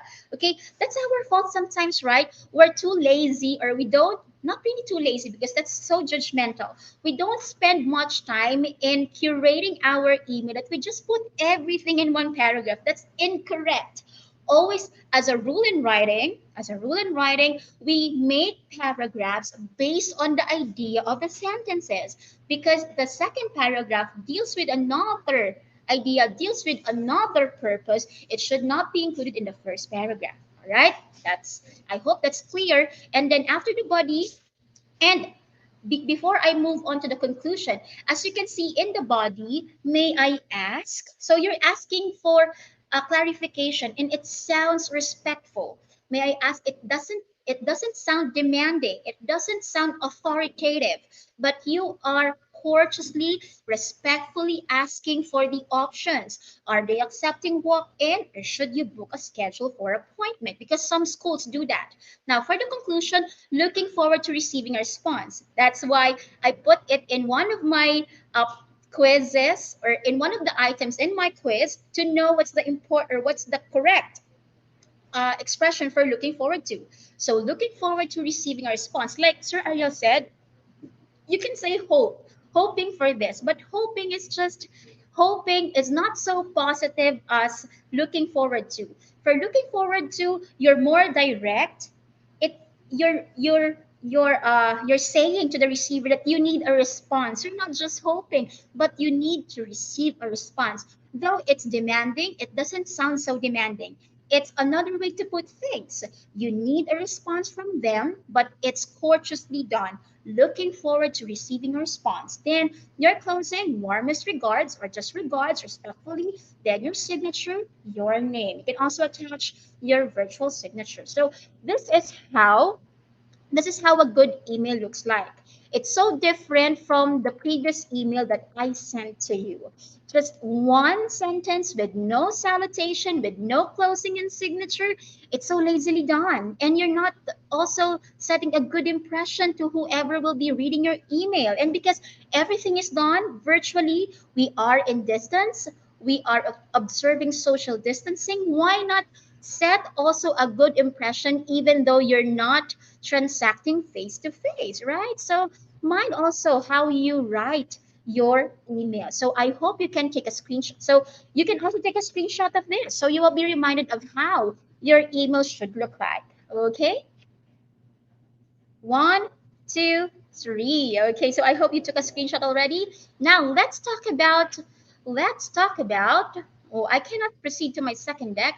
Oh, this is it. Okay, so I will be showing to you how Grammarly is used in Gmail. So I have here, dear ABX, hello. I sent you an email and you does not reply to it yet. Please reply to me as soon as possible. You see, it's authoritative, it's demanding. That's not the impression that we want to set to whoever will be reading this email. So you can see that again, the mistakes are highlighted in red. So you can just do notification systems. You can click the underlined word because that's a mistake, or you can click the icons here that you can see on the right most part. Wait. Sa gilid. Sa gilid ng email mo, rightmost part of your email body, no? Minsan si teacher nauubusan din ng English. Okay. So you can click, instead of does, it should be do. Then instead of please reply, there. Okay, so you can click the icons and you will have the reports. Instead of does, it should be do. And what else? You also have here two icons. The emoticon would give you the report, how friendly, how optimistic, and how confident you sound in your email, right? It's nice. It's nice to have a report like this, so you are aware how you sound as you create your email. You also have this, you also have, if you would be pressing this turn on, this power button icon here, it means it would turn off the Grammarly application. So you have two choices, disable until next visit or disable forever. Okay, disable forever. So you have your choices whether to use Grammarly in your Gmail or uh, use it, stop it for now and just use it next time you will be using your Gmail, or disable it forever. So you have two choices. Again, the icons that you will find here, one will be the errors. Second, the emoticon will be how you sound. Are you cheerful, positive, or optimistic, confident? And the power button sign would be if you want to close Grammarly.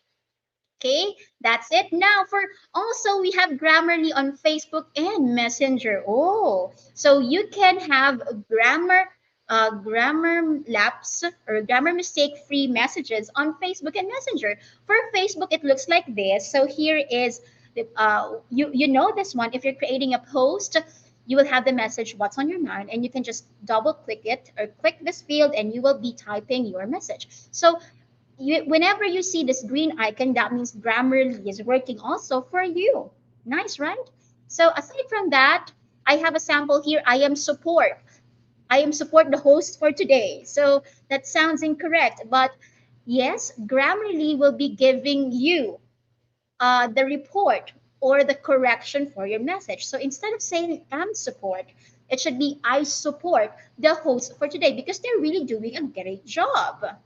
There you go. And for Messenger here, For Messenger, it's not the green icon, but the red or green icon. So if you have installed Grammarly in your device, you will have this on your Messenger. Green if you do not have a mistake, red if you have a mistake. And my message, I has reports to send. Definitely, it should not be has, but it should be have. So if I would click on that red dot there, I get the correction. Instead of has, it should be okay. So aside from this one teacher, Grammarly also works for Google Keep. So that's a good inclusion for Grammarly. So you cannot just use it in Google Docs, Microsoft Word application, Microsoft Outlook application, Gmail, Facebook, and Messenger. You can also use that in your Keep. So I am also using the Keep, the Google Keep, to draft my documents, to draft the things that I want to do. And it's good because as you drafting your notes, as you drafting your messages, your documents, you also have Grammarly in Google Keeps, right? It's really immersive, it's really comprehensive. And remember, teachers, remember, teachers, that this is just a sneak peek of how Grammarly works and how Grammarly will help us to shoo our grammar worries away. I want you to take your time exploring this wonderful application. But remember, teachers, Grammarly is only a tool to avoid as much as possible grammar lapses when we're writing. It is a different story when we speak. That's why to err is human, to learn from it is divine. Back to our excellent host for today.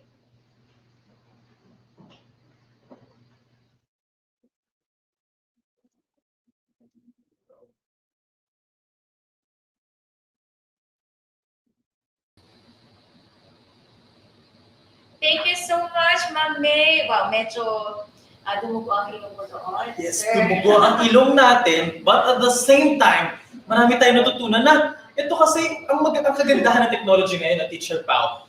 Hindi na tayo nag-iisa. Meron tayong access to this, such for example, ng Grammarly where we can, kung meron man tayong problema, parang duda ako dito sa grammar ko, we can just simply check Grammarly at gagabayan ka nito. Right? Yeah, so we have to take advantage of these types of things, no? Grammarly, it will be very, very helpful to our teachers to double check their grammar, their spelling, no? So teachers, take note of what Miss May said earlier, no? Yung mga diniscuss na kanina. Siguradong magagamit nyo itong application na to. Tama. So, try na, no? Subukan na po natin. And at this point, we would like to thank again, we have around 160,000 followers na kayo nakatutok sa atin. Viewers dito sa ating VINSET 2.0, and that's through our Facebook and YouTube channel and of course social media platforms. Yeah, so a reminder again to our dear teachers, if you want to post something on Facebook, Instagram, Twitter, don't forget to use the hashtag VINSET2Day1. Yes, muli binabating si Teacher Mayan. Congratulations, thank you so much. Mabuhay ang SDO na botas. At ngayon naman po, muli babalikan lang ulit natin. Today is a holiday, dear teachers, and kung hindi man po tayo makabuo ng isang buong araw dito sa ating VINSET o hindi man tayo maka-attend, don't you worry. Why? Because hanggang January 31, 2022 pa po ang ating grace period for this one. So, huwag masyado pressure, loves lang. Yes, we got you, dear teachers. And again, sa mga teachers natin na magpa-participate today, you will be receiving a one-day service credit as well as compensatory time off for those non-teaching personnel in our school. And that's right. And bago tayo dumako sa ating susunod, and that at our last topic, shout out ulit muna tayo. Yes, meron tayong konting shout out, no? Unang-una na dyan, ang Caloocan High School. Hello kay Dr. Juanito Victoria, kanilang principal, and Father Wardin Moyo. And Ma'am Evelyn Calo and teachers of Silangan Elementary School, Santa Cruz District, SDO Laguna. Caloocan City Business High School from Lulain Villora. Happy birthday, Teacher Dada, AP1 teacher broadcaster, and Batiin na rin po natin ang lahat ng teacher broadcasters from Luzon, Visayas, Mindanao. Hello po sa inyo at sa lahat ng mga minamahal nyong SDS and of course mga principals ninyo. Yes, and next one is sa Bagong Silang High School, Dr. Marisa Feliciano, kanilang principal. Mr. Celso Evasco, ang Faculty Club President. Sir Mark Anthony Mapula of Malabog National High School, Math Department and SDO Albay. And Santo Niño Elementary School, Lopez Quezon by Ma'am Lorena G. Veran. SDO Bulacan, Kalumpit National High School with the principal, Jessie Borja, and of course, ang faculty. Yes, the next one is Liliw Central Elementary School, faculty, and Ma'am Jennifer Saladino, SPED teacher of Rizal Elementary School. Marangal National High School, SDO City of San Jose del Monte, Bulacan, SDS, Ma'am Merlina P. Cruz, Principal Rogelio G. Siso. At Father From Maricon, Samin of Science Department. Indang National High School, Junior High School, and Senior High School teachers, Indang ICT Coordinator Family. Ma'am Hannah Gale of Arnedo Elementary School, headed by Ma'am Rosemary Tabajeros. And Patag. Ayan, binabati ko po pala, Ma'am Rosemary Tabajeros. Happy birthday po. Baka makaabot po ang lumpia dito. And Patar Elementary School by Karina Suarez and also Sir Mark Angel Moreno. Yes, and SDO Mandaluyong. Hello sa mga teachers natin dyan at sa SDS nila, si Dr. Romela. Nice ko din pong bati na ating from Lipata Elementary School teachers from Caramoan North District, SDO Camarines Sur, with their master teacher to Windel Alvarez. Binabati ko din po mga teachers natin dyan. Ma'am Siren Plupen and Ma'am Maricel Alfaro and Ma'am Janet Gunagua, Solidad Duterte National High School, SDO Davao City, and Rochelle D. Armamento, faculty and staff from Sir Rex Estribillo. Binabati din po natin SDO Makati at ang kanilang SDS, Carlene Sedilla, Ma'am Carlene Sedilla from Makati Science High School, at ang faculty with the principal, Ma'am Eden Samada. And happy birthday daw kay Sir Neil Arvin Bautista from SDO Nueva Happy Ecija. birthday! Binabati ko rin po from Bernabe Elementary School, SDO Pasay, Sir Leonardo G. Balaguer from Teacher M. Mugpog National Comprehensive High School, Division of Marinduque from Diana Artelesa, Rachel Padasas, binabati ang Nereo R. Joaquin National High School, Biñan Laguna, bumabati din sa Parada National High School, Valenzuela, si Sir Jason Peralta, bumabati din. Binabati ko sila Teacher Arias from San Rafael Technological Vocational High School, and Sir Fred Mateos from North Big Boulevard South Elementary School, SDO Navotas. Yes, and with that, I think, mamaya, Meron ba? Meron pa pa! palang Kasi nag-ready yung dalawa pa nating speakers. Meron nagbababate sa SDO Bulacan, Santa Lucia National High School Venchin Association. At Pasig City Science High School and Magahan High School from Sir Romeo Quijano and Sir AJ Punsala. Binabati rin Santa Rosario National High School, SDO Nueva Ecija, Santo Domingo Annex with their principal Berlin Elvin Deville, Manuel Luis Quezon faculty and staff, Principal Sir Edmund G. Villarreal, at lahat ng teachers from SDO Nueva Ecija, kanilang SDS Sir Jesse D. Ferrer, ASDS Sir Ronilo Hilario, and ASDS Mamina Gracia Acosta, CID Chief Ma'am Jane M. Garcia, SGOD Chief Louis Calzon, Santa Rosa North Annex PSDS Cesar Lopez, Rahal Central Elementary School teachers and Principal Glenn Kenneth B. Caronel, Dr. Sancho Manuba Elementary School, Santa Rosa North Annex, with Principal Ma'am Rowena Rodriguez. We love you. Yan. Yes, and with that, I think we're ready to move on to our last topic of the day, sir. Day 1 ito. Pero, meron pa tayo isang interesting na pag-uusapan.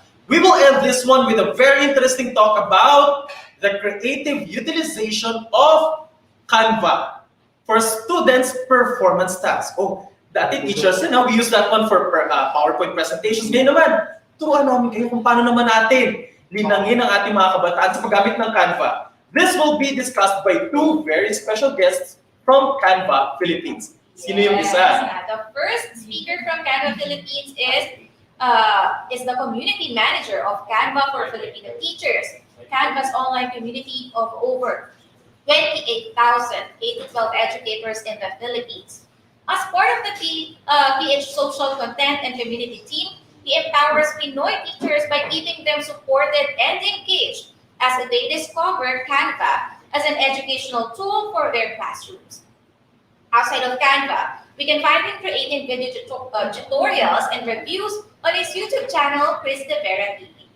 So, our first speaker is none other than Mr. Chris De Vera. At sasamahan siya ng isa pa nating binibini from Canva Philippines. She is one of EdTech specialists and the project lead of DepEd Commons, also an inspired writer. She founded the Junior Chamber International Bawang Fruit Basket. This is a non-government organization to extend help not only among children, but also to you, dear teachers.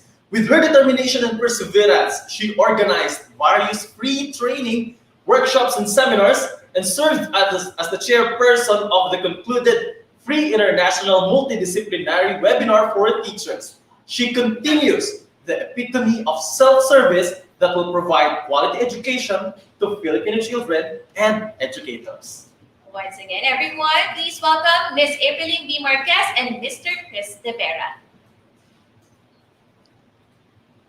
All right, so thank you so much to our dearest, amazingly effervescent and charmingly whole brilliant host, Miss Pau and Mr. Avencha. All right, good afternoon, fellow educators from Luzon, Visayas, and Mindanao, and to the whole world. This will be the last session for today's VINSET 2.0. I'm April P. Marquez, and I'll just be sharing with you just some inputs on the creative utilization of Canva for students' performance tests. But wait, what makes this exciting is that we will be having a guest. Actually, he's truly the speaker for this session who will discuss comprehensively from Canva, Philippines, none other than Sir Chris De Vera. Hi, Sir Chris. Good afternoon. Hi, Miss April. Good afternoon. Hi to everyone watching. All right, I think everyone is exciting and waiting for the session. So shall I say, I just give you the session? Sure. Thank you. All I'll right, start. so get away. Hello, everyone. Good afternoon. So yes, my name is Chris De Vera. I'm the community manager at Canva. I handle the Canva for Filipino Teachers online community. Hopefully, most of you watching today are members already. Okay, so I have some slides here prepared. Everything you'll see here today are prepared using Canva. Miss Aprilline, can we flash my slides? There we go, thank you. So yes, we'll talk about the creative utilization of Canva for students' performance tasks. So I know most of us who use Canva, maybe we use it for posters, presentations, or I've seen recently sa mga virtual graduation ceremonies. Very patok yung Canva. So thank you for using Canva. But some of you might not know that we can also use it for the students. They can use it for their output and for even group works, which I will talk about later. So before I start, just to warm us up. So again, my name is Chris, and I just want to keep this webinar interactive. I see most of you commenting already where you are from. So I'll ask another question. Just to keep it fun. So what did you have for breakfast today? I want to see kung may mga unique na breakfast kayo today. So ako, I had oatmeal with some fruits. So medyo healthy lang today. Something very filling, just so that I wouldn't get hungry during this webinar. Any other? Okay, coffee, egg, bread, suman. Oh, I love suman. Okay. So yun, and I'm presenting right now from Cainta, that's in Rizal. It's very near Pasig, and I see that our viewers are really all over the Philippines. Garden Sagad, nainggit ako sa Garden Sagad. Dragon fruit, okay. Hello, I think I see some members here from our community, so I'll talk about the community later. So, hey, we have a lot of things to cover today. I'll talk about a little more about Canva for those not familiar, but we'll really deep dive today about Canva for education, its different features, and how to maximize the number of education templates we have on it, plus our LMS integrations. And then I'll give you a little taste of some graphic design basics, just a taste, because this could be a whole other topic. And then lastly, I'll show a demo of an About Me presentation, which is something perfect for back to school and something that you can have your students submit. So let's start with a quick introduction to Canva. Can I ask in the comments, who are familiar with Canva, who are using Canva already? I think most of you are. If you are, type number 1. And then for those who've never used Canva, have never made anything in Canva yet, type 0 in the comments. So I just want to get a gauge of how familiar are you with Canva? How much do you know it? Lots of ones, okay. Lots of ones, I think I haven't seen a 0 yet. Okay, very few zeros, so that's very good. Thank you. I'm glad many of you are using Canva. But no worries, yung mga nag-answer ng 0, that's good as well because that means you will learn a lot today. So I'll try to keep it both basic for today, but also try to sprinkle in some more advanced features for those who are already using Canva. So I'll skip that and I'll go straight to what is Canva. So I think many of you might also find it difficult to describe Canva in one sentence because there's so many things you can make with it and it's constantly evolving. So simply put, Canva is an online design tool that enables you to easily create beautiful and engaging designs with thousands of templates to choose from. So I think that templates, parang yun yung unique sa Canva. You can create designs, but you don't have to make them from scratch. You already have templates that you can easily customize to your liking. Para siyang Pinterest board minsan, di ba? Parang you can get inspiration, you can see some color palettes, or sige, ganitong design gusto ko, pero yung laman, I will change it. Does anyone else use Canva in that way? Parang Pinterest board, inspiration board, mood board? I think, yes, I see some. You use it that way as well. And it's good to understand how did Canva come about. So let's talk about the usual way that good design is made. And it's very complex. So for those here who handle the school, yung mga Facebook page ng school nyo or other social media pages, you know how difficult it can be to make mga posters, mga infographics, mga announcement posts. So oftentimes it would start with purchasing software, mga licenses. And then you might need to have studied design, watched some tutorials on YouTube, and you would need to purchase or download mga photos. If it's free photos from Google, madalas hindi siya high quality or may mga watermarks, and it's very hard din to find videos.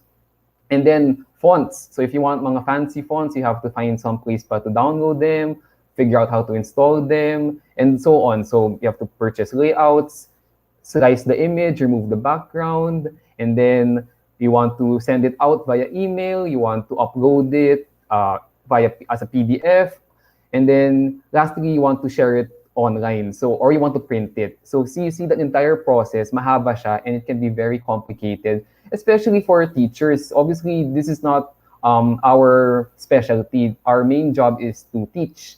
So Canva comes very handy because we made it simple and integrated. This way, all of those steps you can do without leaving Canva. You don't have to purchase any software. You don't have to download any images or fonts. And you can easily export everything straight from Canva to your social media platforms, or you can even just share a link. So I'll talk more later about how you can export things and share things. But as you can see, parang Canva na yung one-stop shop for everything design. So for those who don't have Canva yet, how can you use it? So you can use it straight from your browser. So Google Chrome or Mozilla Firefox, Microsoft Edge. You can use it in your browser. But it's a phone, you can use it on your browser. That's canva.com. But for phones and tablets, we would recommend that you install na lang the app. So that's available for both iOS, mga Apple devices, and Android. So just search Canva and then download the first one that you see. And okay, I'm just looking at the comments every now and then. And once you go on Canva, you'll see this on the home page, and you'll see it's very creative, very colorful, and automatically you'll see different types of designs you can start with. So yung mga poster, parang naka 8.5 by 11 inches na siya. Yung presentation, naka 16 by 9. So you don't have to worry about the dimensions or the sizes. Nandyan na siya. Or mga Instagram post, edi naka 1 by 1 square size na siya. So yun, very convenient. And at Canva, our main goal is to empower the world to design. So we want everyone to be able to design no matter who you are, no matter your skill set.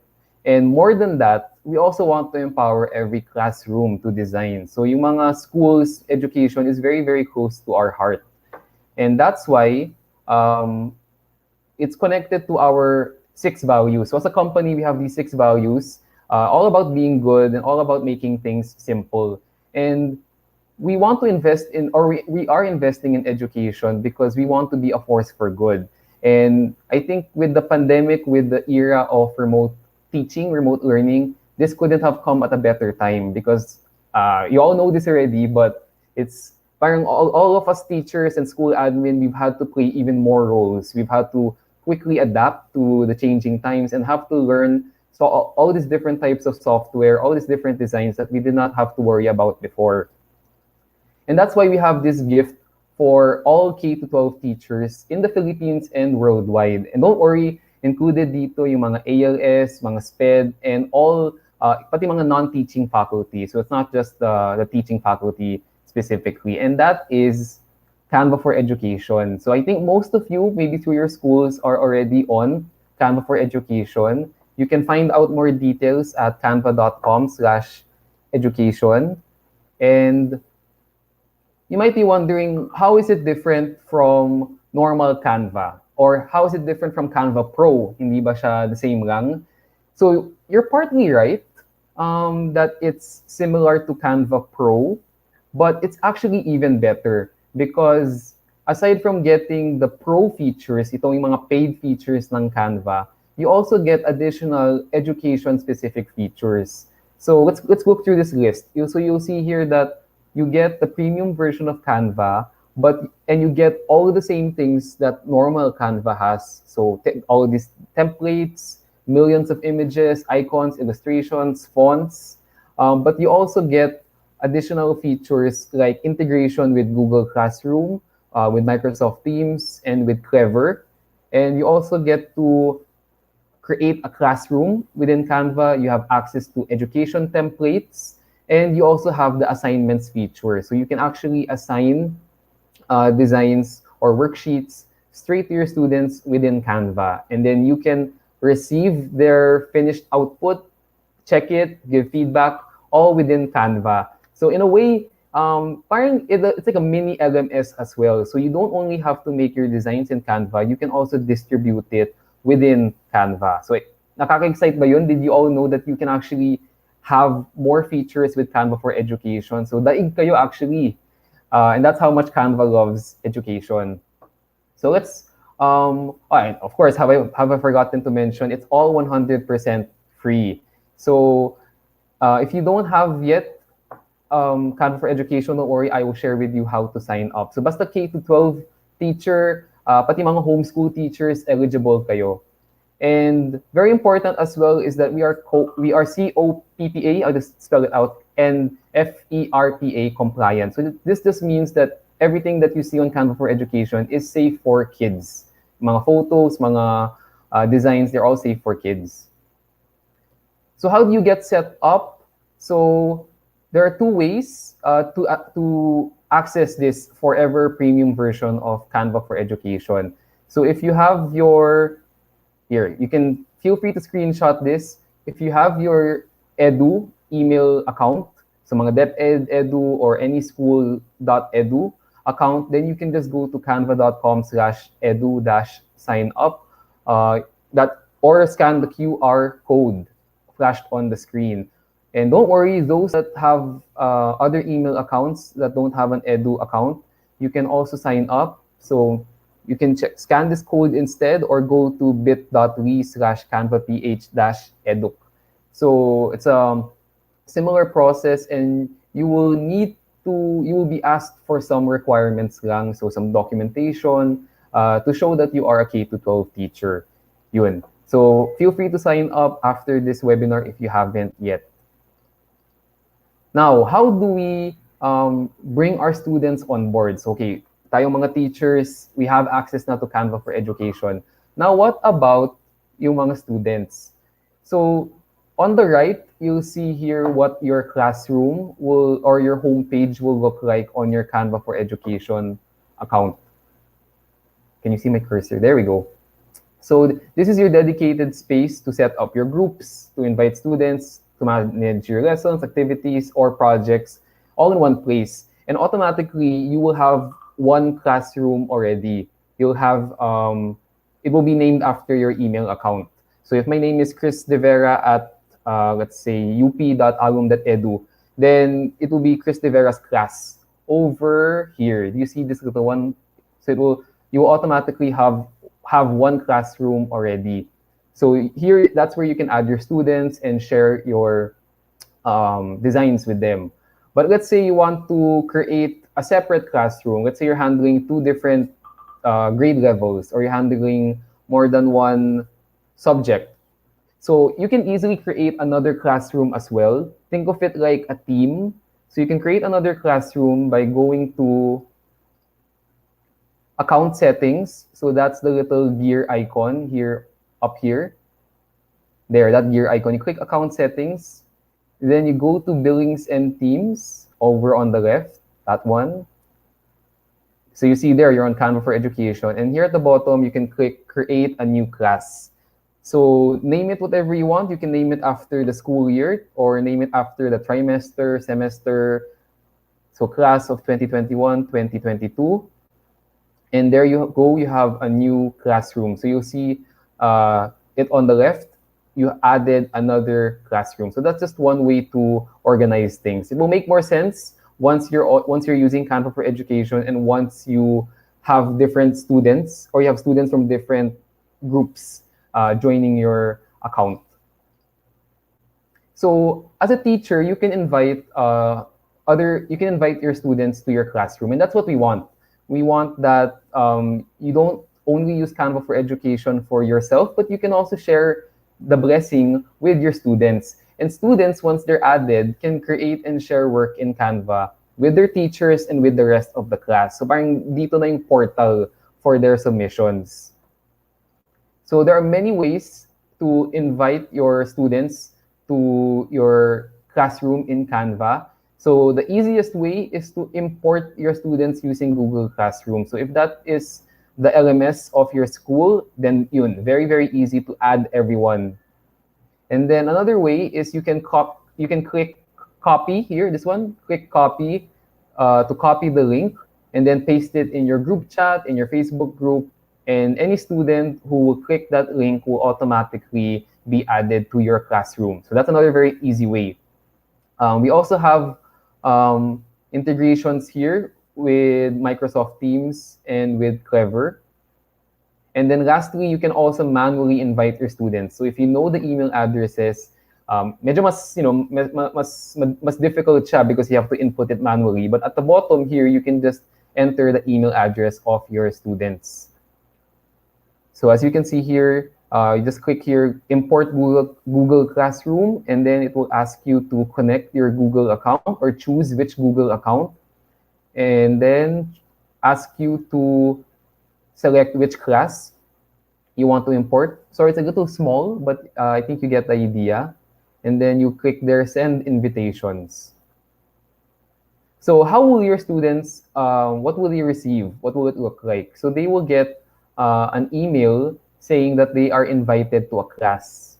And then they can click this, turquoise green button, join the class. And just like that, they will be added to your classroom. And then by doing that, they will have access as well. They will also have access to the same Canva for Education features and library that you have. So it will make it easy for your entire classroom to use all of Canva's features for your class activities. And as does anyone here also use Microsoft Teams in their school? So you can also easily share your classroom and invite using Microsoft Teams. Okay. Now for the most interesting part, I would say, for today is group work activities. So can I get, in the comments, can I get a raise of hands who here has used Canva for a group work activity? Meaning multiple students of yours were collaborating and editing the same design at the same time.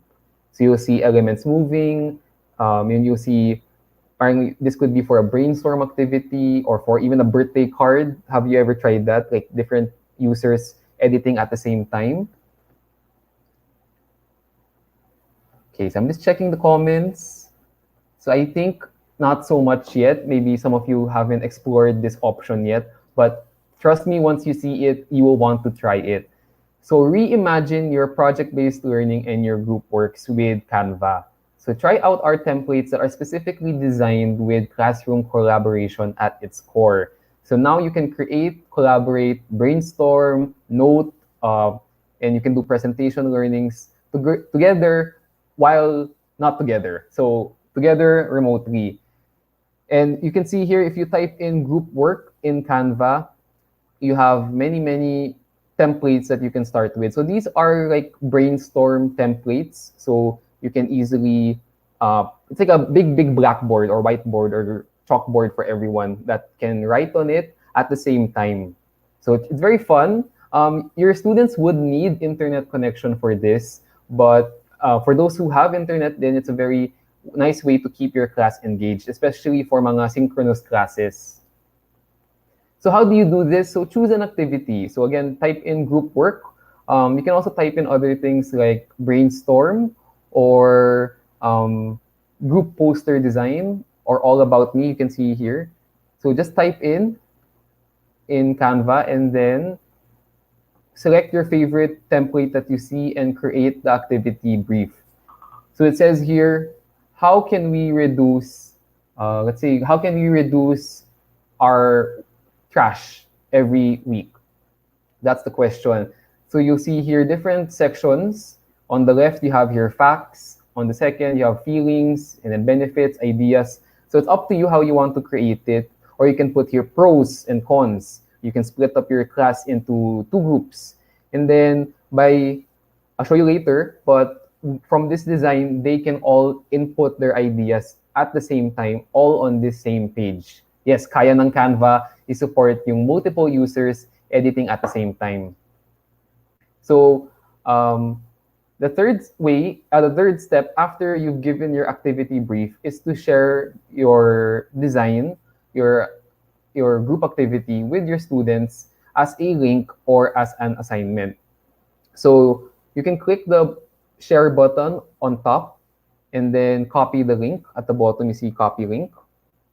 Or if you've added your students to your classroom, then you can just type in your student's email or the name of your classroom. So here in the little search box, let me wait for it. Here in the little search box, you can also type in the name of your classroom. And then that will send this entire group work design to your entire classroom. And then they can start editing. So just to talk a little bit more about sharing in Canva. So there are many ways that you can share a design in Canva. The first way, so if you click this drop-down button, so let's say you click here, you click share, and then you'll see here at the bottom, there's this little drop-down option. So if I click it, you'll see 3 options. The first is share a link to view. So you would do this if you want to share your presentation for others to view, but not edit. So you don't want them to mess around with it. But the second option is share a link to edit, the one you see on screen. So this way, you can share it with, let's say, your co-faculty, who you want to edit or add slides to. So let's say you can use this for a group work. Let's say you have a class activity, and then each group is supposed to make a presentation. So they can share the link amongst themselves so that they can all add slides to the presentation. They're all working on one document that they're editing together. And then the last way, the third way, which is the most unique, is to share a link as a template. So it's a bit self-explanatory, but what it means is when you share the design as a template, you will automatically create a copy for whoever student will open the design. So when you share the link with them and they open it, it will open in Canva and it's already a duplicate copy of your original design. That way, they can edit it, but it will not alter your original design. So you're creating a template that your students can use and edit without editing your original one. So this is great for things like worksheets or, let's say, forms that they need to fill. If there's a survey you want them to fill, then you can share it as a template so that they all create their own copy. Can I know in the comments if all of you, if for those who knew about how to share as a template, did you know that that was the purpose of it, or is this new information? Because I think many of us, we often just share a link to edit, and then medyo mainis tayo when we see people moving around our elements or deleting pages from our presentation. So now you know, if you want to share your design without it affecting your original one, share it na lang as a template. New information. Okay, thank you from Miss Crisal and Sir Dino. Yun. Okay, so I'm glad we're learning today. So going back to the group work, so step 4, your students can form groups, can assign roles, or can even sign a group contract to prepare for the activity. So yung konting pakulo lang yan, but your students can maybe type their names at the bottom, all at the same time, just to show, okay, I agree to this, or this was submitted by, and then put the names of your students. And then you can, subdivide the group during the activity. And lastly, students will be collaborating in real time to complete the project. So you'll see here on the screen that you have multiple elements moving around with multiple users. So it's similar to that other platform where you can edit a document at the same time. So here it's like that. You're editing at the same time. You can even chat while you're editing. You can add comments. So your students, in a way, it's very special because they get to, this is a way for them to interact with each other, and they can see in real time what everyone is doing. I'm looking at the comments right now. Okay, I think some of you are amazed. So yes, that's the benefit of Canva being online. So because you don't need to download anything, you can use it in your browser. Para na rin siyang online game na, you can interact with other people. You can all design at the same time. So just as a bonus information, all about, again, sharing, you can also share your designs directly to Google Classroom. So you'll see here on screen, this is one of our Filipino templates, one of our local history templates. So you'll see we have a growing library as well of Filipino templates that you can use. And this is a very good one. It actually has several slides already and some information already about each hero. So we want to make everyone's work easier. So we're constantly creating new templates as well that are useful to teachers like you. So for this one, you can type in Canva, you can type in Filipino heroes, you can type in PH heroes, or even if you just type in Philippines, this will be one of the designs that you will see. And then you can use the slides how you wish. Or you can copy the heroes for your National Heroes Day poster for today, or mga buwan ng wika. Very useful, very flexible yung mga local designs namin. So going back, you can easily share any design that you have to your Google Classroom. So all you do, let me go back, is you click the 3 dots. Can you see on the very, very upper right, there are 3 dots beside the download button. Then when you click that, you will see a big menu of different places that you can export or share your design to. So one of them is Google Classroom. And once you click it, it will just prompt you to connect your Google Classroom, to choose which Google account to share your design with. So are there teachers here who use Google Classroom in your school? Can you mention the school name if you use Google Classroom? So yun, very easy. You don't anymore need to download your presentation as an MP4 or as a PDF and then upload it pa to Google Classroom. Here you can share it na directly. Okay, I'm just looking at the comments. Okay, yes. Okay. Thank you. The comments are going by so fast, that's why it's hard for me to read them. But thank you. I see a comment here that the problem is often the internet connection. So we're working on that. But this at least these collaboration features, you can use them when your students have internet. If not, then you can always export your designs as a PDF, or you can even print them out to for your other learners. Now let's talk about how you can find more of these lesson and activity templates. So we have over 60,000 high quality educational templates that you can customize. And sometimes it can get difficult to find them because there are just so many. So let me feature some right now. You might want to take screenshots, or essentially everything that you see on screen, you can just type in those words. So you could simply type in education presentations to find all of our, sorry, very simple, to find all of our education presentations. So these are all of our 16 by 9 mga landscape na pang slideshow, pang presentation. You can also type in lesson plans. So you see here, very colorful, very fun, blank lesson plans that you can use. You can print them out if you want to handwrite on them, or you can also just edit directly in Canva. So it becomes like your digital journal, your digital lesson plan. Or if you want, you can, after editing it online, you can share it with your supervisor or share it with your co-faculty, so for them to check, for them to give feedback, all online. Another one are worksheets. So we have many worksheets for different subjects like math and science that you can use. So this is where sharing as a template will come very handy.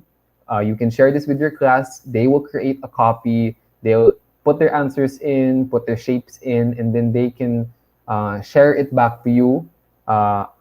They can share their own copy back to you. Okay.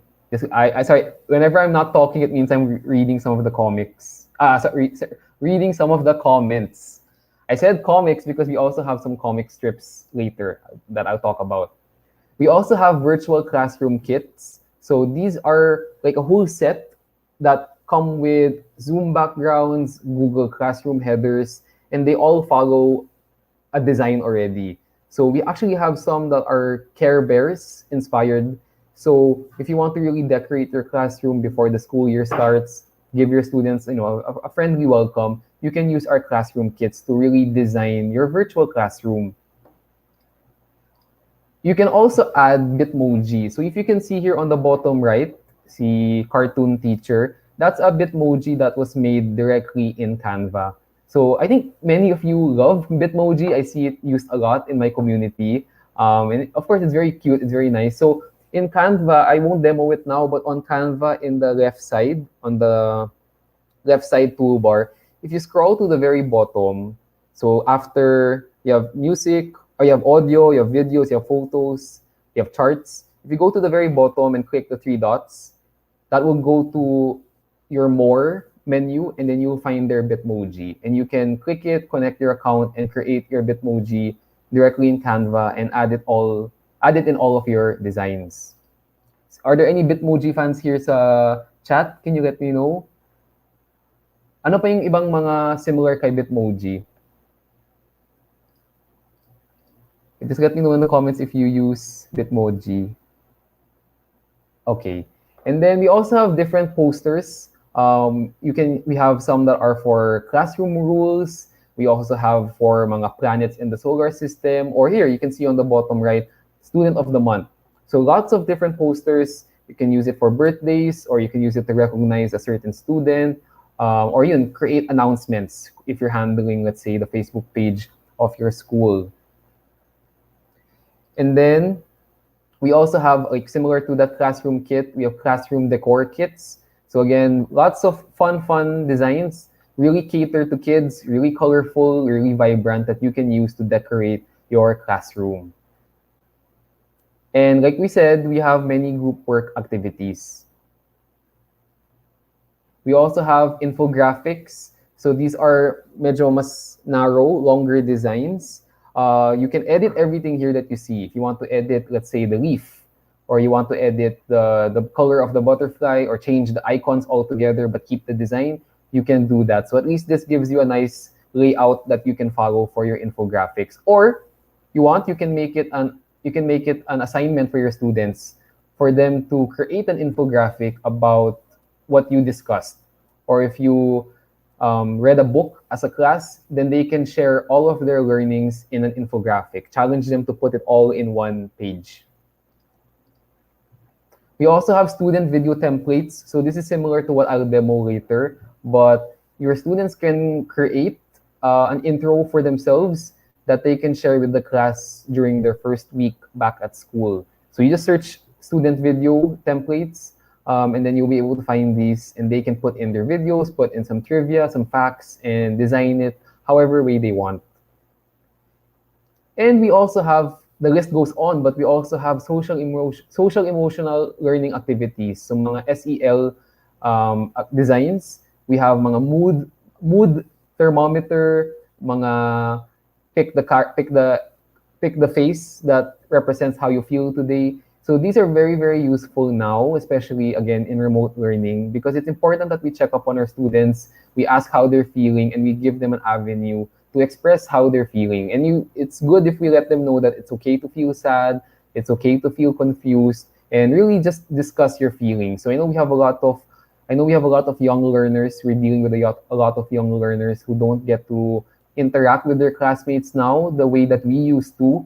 So these are just some ways to help keep your students in check.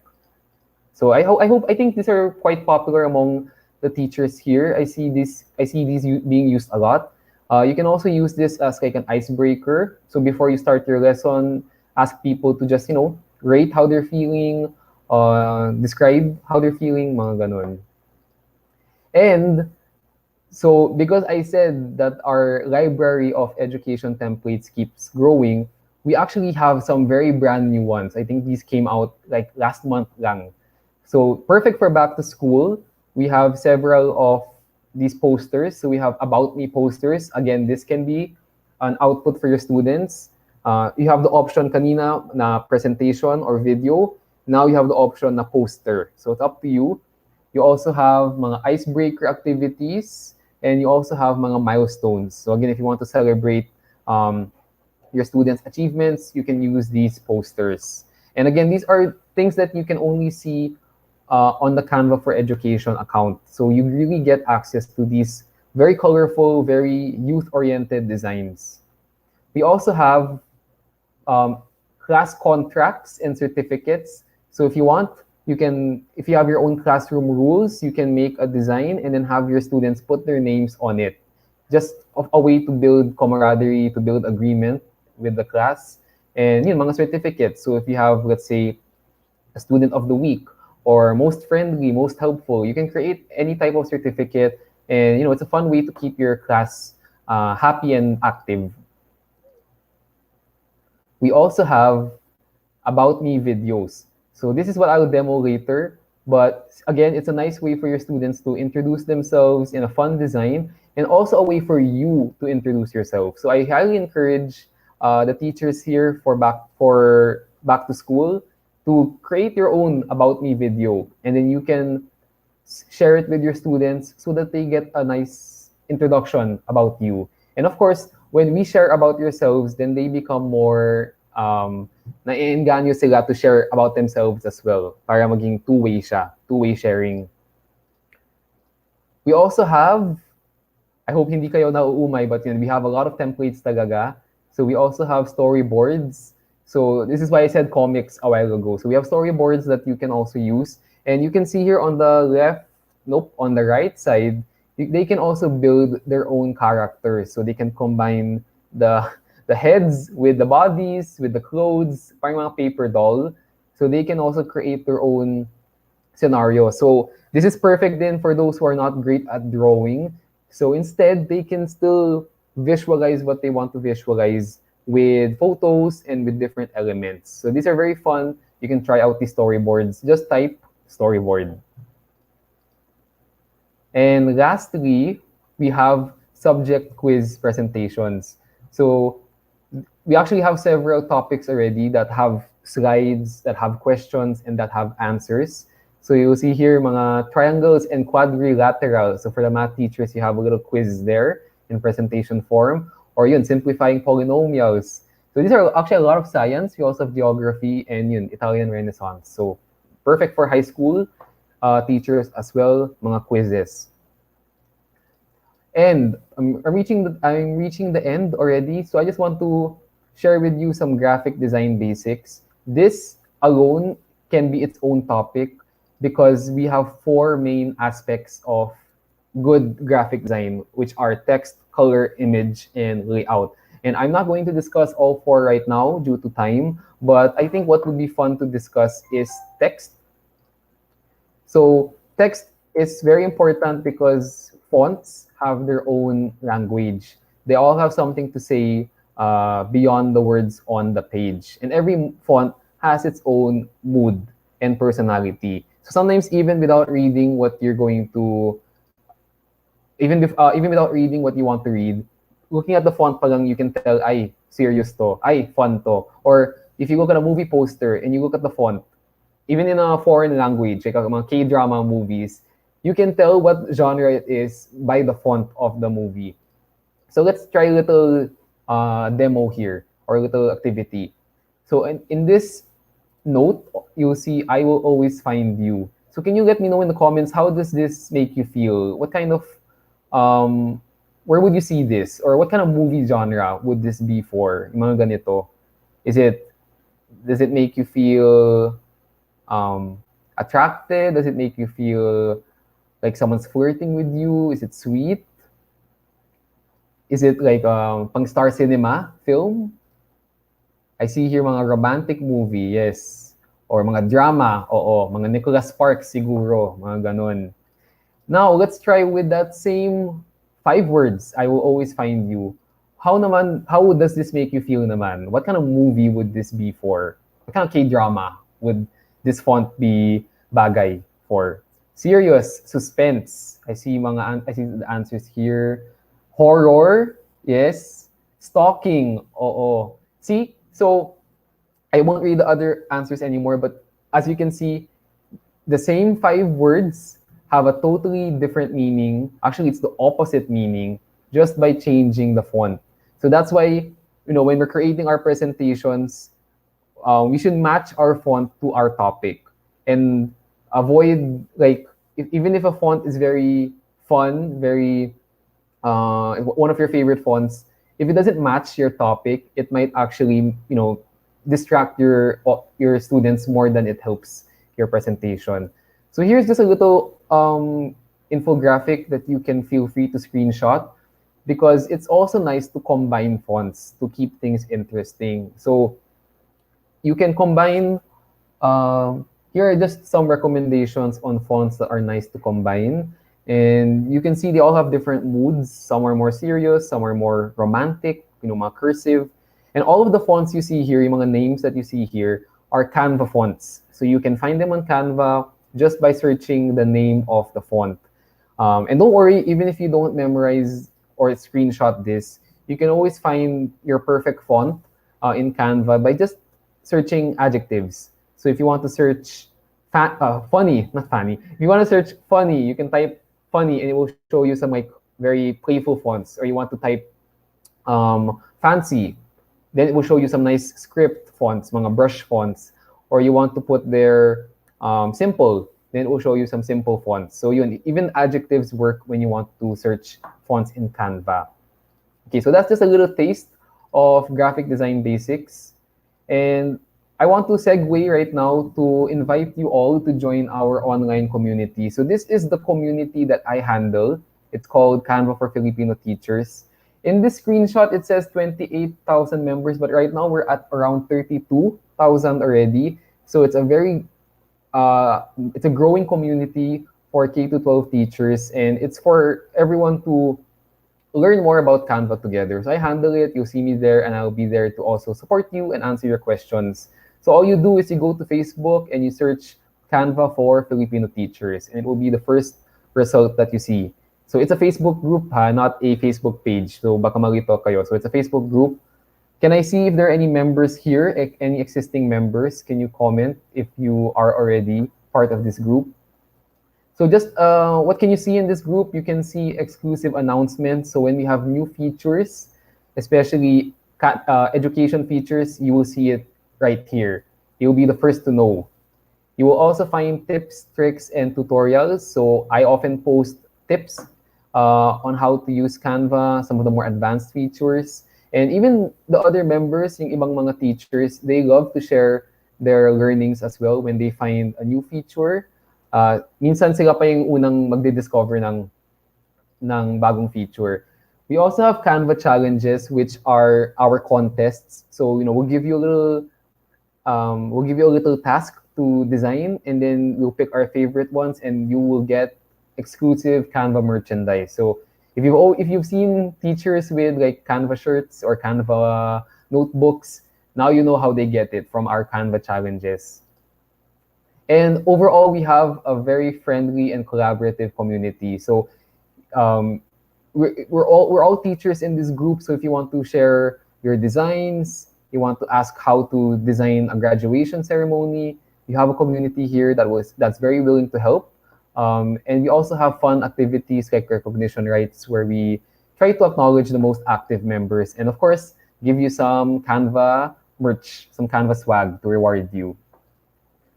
So this is for those who are interested. This is free to join.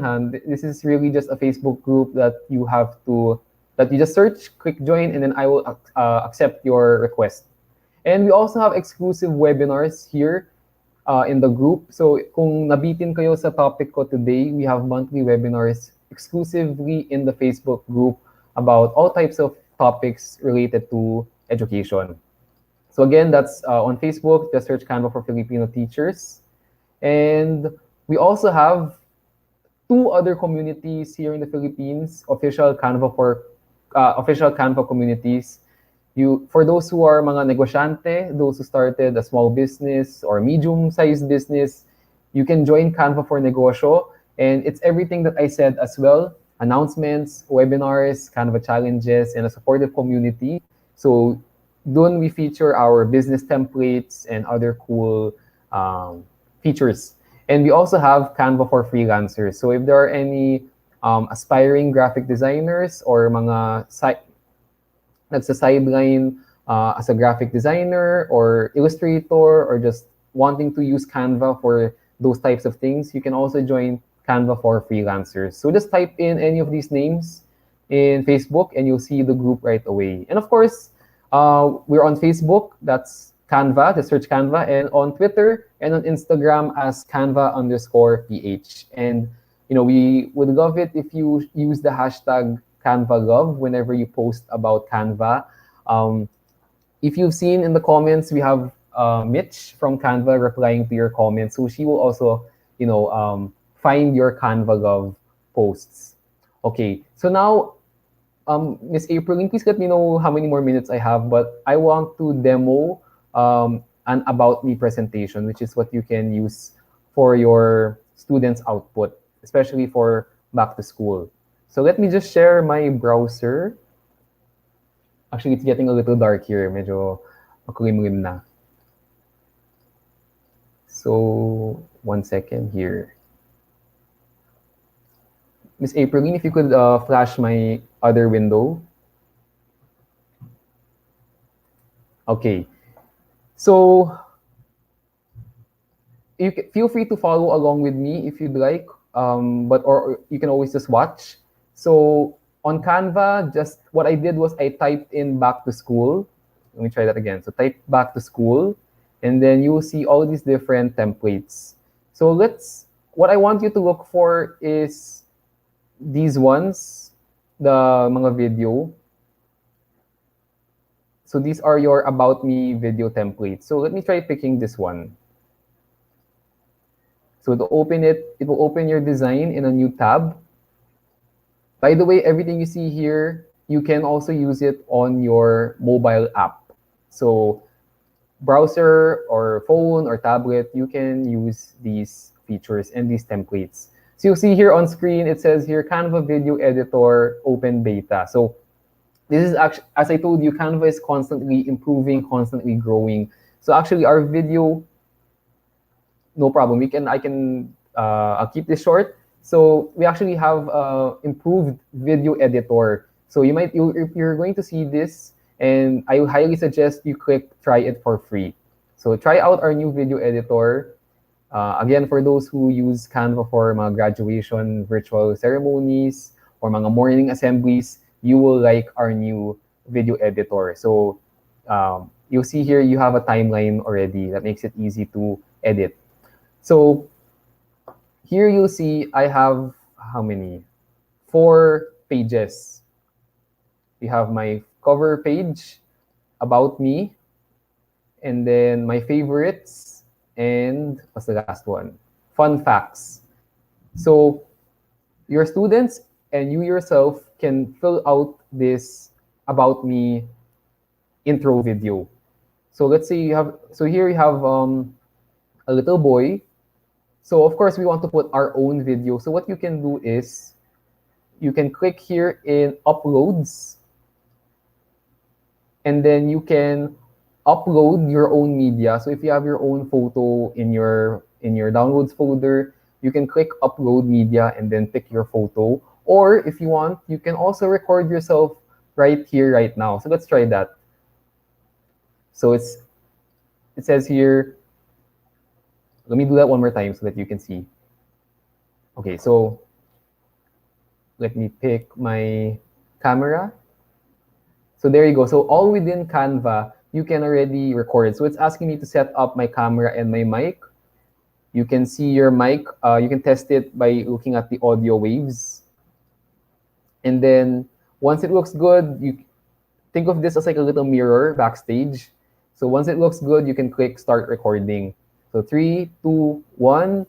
Then you can say, hello, classmates. My name is Chris. I am 10 years old, etc. And then if you made a mistake, you can always restart your recording. So let's try it as a teacher. So you can say, hello, sorry, my video froze. It says here, you can say, hello, my name is Teacher Chris. I'll be teaching science for the rest of the school year. I hope to get to know all of you more throughout the school year, etc. And then when you're done, you can click end recording over here on the upper right. You can watch your video. I won't watch it anymore, but you can watch your video first. You can save it and opt to record another video, or you can save it and go back to editing, or you can always discard it, meaning you will just record a new one. So let's say I'm good with this, I don't need to record another one. So I'll click this purple button, save, and back to editing. So now my video is in my design. So that's straight from my webcam. And then you can just, if you wanted to go into this circle, all you have to do is drag it above or on top of your circle. And then you'll see when I release my mouse, my cursor, it automatically snaps into the circle. And then I can play it. You can see, hello. Yeah, medyo nag-lag lang yung video ko because I'm using my webcam for both, for both the webinar and my Canva presentation. But you can easily make your video in Canva and then put it in the shape already. And then let's say here, of course, my name is not Tristan. So hey, my name is, let's say I'm the teacher. You can say my name is Sir Chris. And then maybe let's add another. Okay, so I copied this one.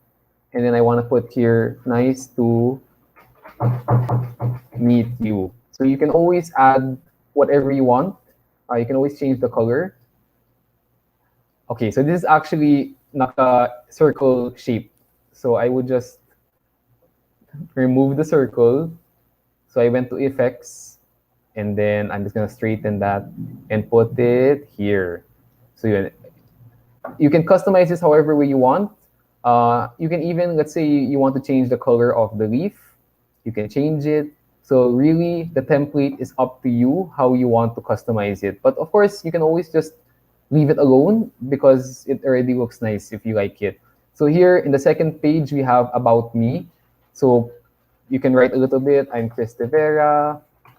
I am from Cainta, Rizal, etc. I have been teaching for 5 years, etc. So you can put that, put your about me, and you can always add more elements if you want.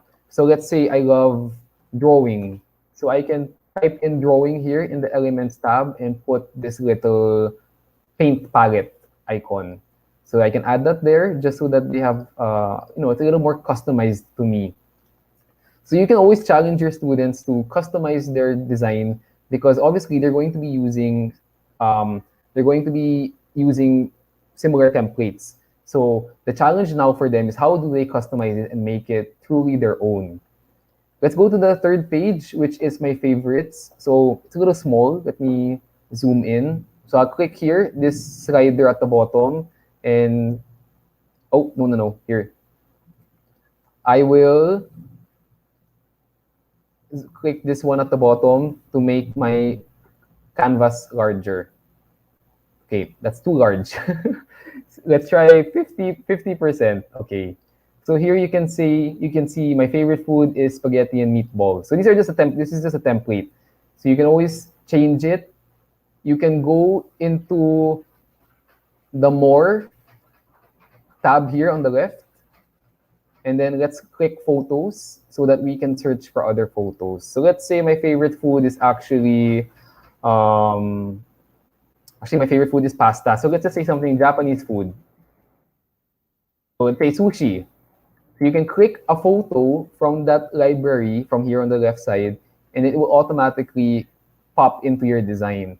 And just like before, you just slide it on top of the circle that you want it to snap to or crop into, let go, and there you go. So your sushi photo is there, and of course, let's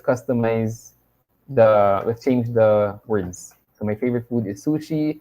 My favorite car is, okay, you can change that. You can always change the questions as well. So let's say, you're asking grade schoolers, maybe they don't have a favorite car yet. So you can always change the question to something else, maybe favorite color or favorite show. Let's try making this my favorite color. And then you can just have them pick a shape here from the... I think you can hear my dog in the background because it's thundering a little bit. Let me just get my dog. One second.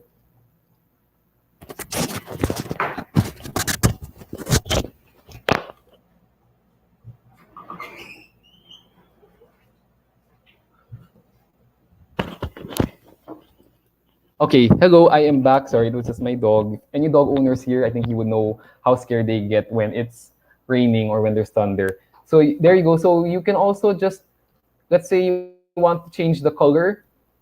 You can go to elements. Let's pick a shape here. And then you can have your student pick the color. So here, over here on the upper left, pick any color you like. You can even type in words. So let's say my favorite color is blue, and it will show you different kinds of blue. Let's pick this one. So there you go. My favorite color is blue. And then when you are done, so let me zoom back out. When you're done with your presentation, you can play it. Let's try playing it from the start. Let me try playing it from the start. You can see, hello, sorry, my video froze. It says here, you can see. There's your video, and there are some transitions already. So everything's moving, everything's fun. So this one is a paragraph. So it will flash for a longer time than the first slide.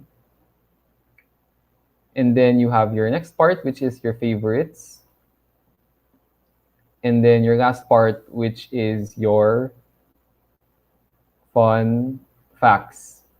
There we go, fun facts. So you can have them record a video of them doing their favorite activity and put it there.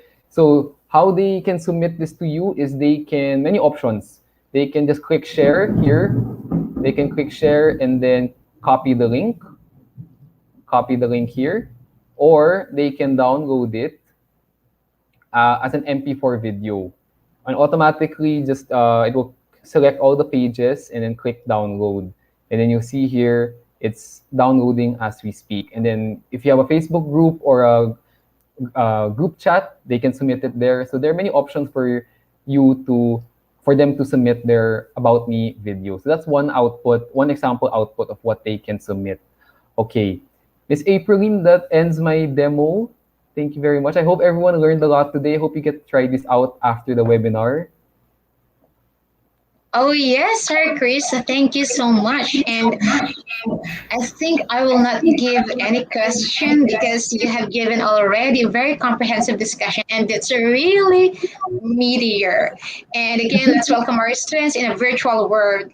And you know what, Sir Chris, for this creative utilization of Canva for the performances of students, you really give us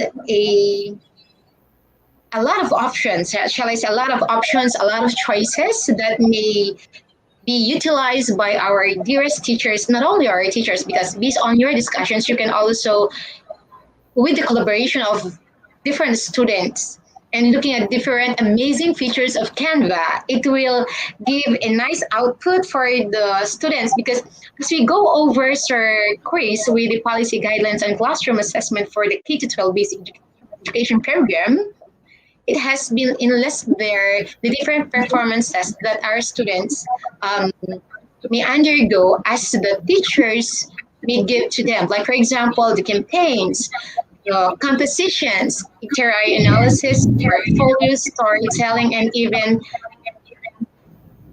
spoken poetry. The one that you have given a while ago, Mr. Chris, is a great example that may imitate by our dearest teachers. So it's like you're not only giving a creative way of creating a performance test, but then again, you make a virtual world encompasses of a good image for the students and as well as to our dearest learners. So with that, I will not give you any question just for the interview to go over on that because you have given that a meatier conversation, shall I say, discussion for this session.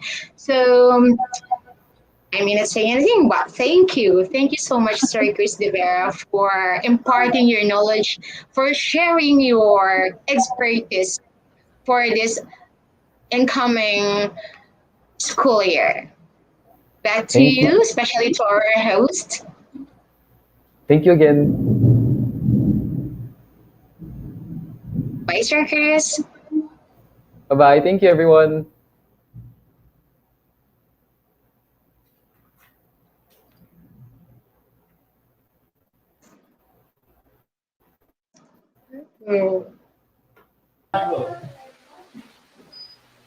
And once again, thank you so much, Ma'am Evelyn D. Marquez, and of course, Mr. Chris De Vera. Yes, thank you, sir.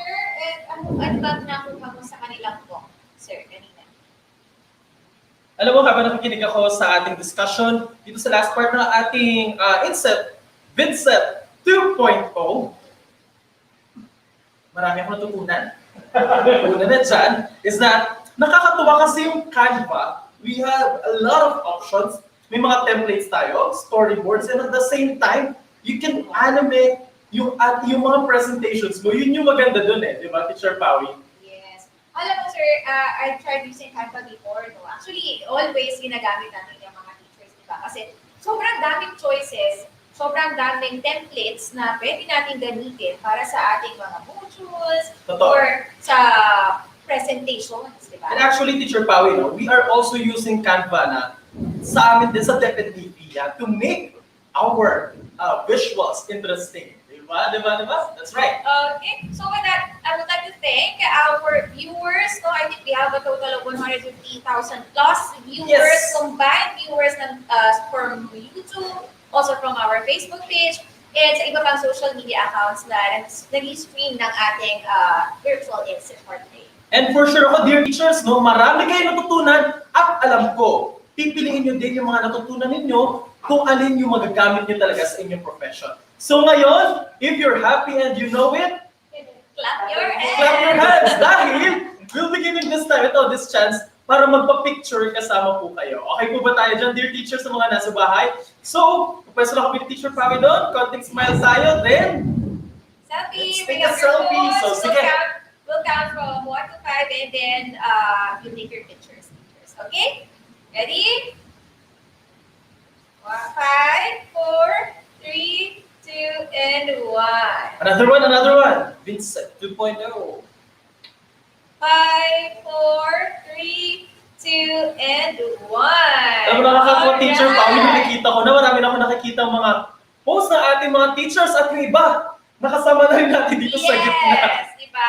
It goes to show na talagang creative ang ating teachers. Totoo. And we thank you for that one. Okay, so muli po, dear teachers, ang ating pong evaluation link ay makikita rin po sa ating LMS course. Yes, Okay. nandun po lahat. Registration, again, wala tayong link na inilalabas. Ang registration, lahat nandiyan sa ating LMS. And again, meron tayong grace period kung saan pa rin natin, pwede tayo mag-participate dito sa synchronous session natin ito sa ating INSET no, hanggang January 31, 2020. Totoo yan. Kung na-miss nyo itong araw na ito, medyo naghanga ang ating internet, umikot-ikot at tumambay tayo sa gateway, no problem. Kapag nga sinabi ni Teacher Bowie, hanggang January 31, 2022, pwede nyo kami balik-balikan.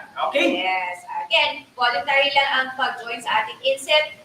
Pero sa lahat ng teachers natin na nag-participate for today, you'll get a 1-day service credit. At para naman sa ating non-teaching personnel, meron kayong compensatory time off for joining today. At magkakaroon po tayo ng memo for that one. Okay, dear teachers? Love Okay, you. meron lang tayo po ng mga babatiin, ano, sir? Konti lang. Yes, medyo konti. Okay, unang-una na dyan, si SDS Zenia Mostoles ng SDO Bulacan at si Sir Marco Mendurada ng SDO Navotas. Nandyan din si Ma'am Victoria Casha Cabanta, Victor Anthony Cabanta, Ma'am Bethany Dumabi, Ma'am Rio Angeles, and Mr. Flores ng PNET.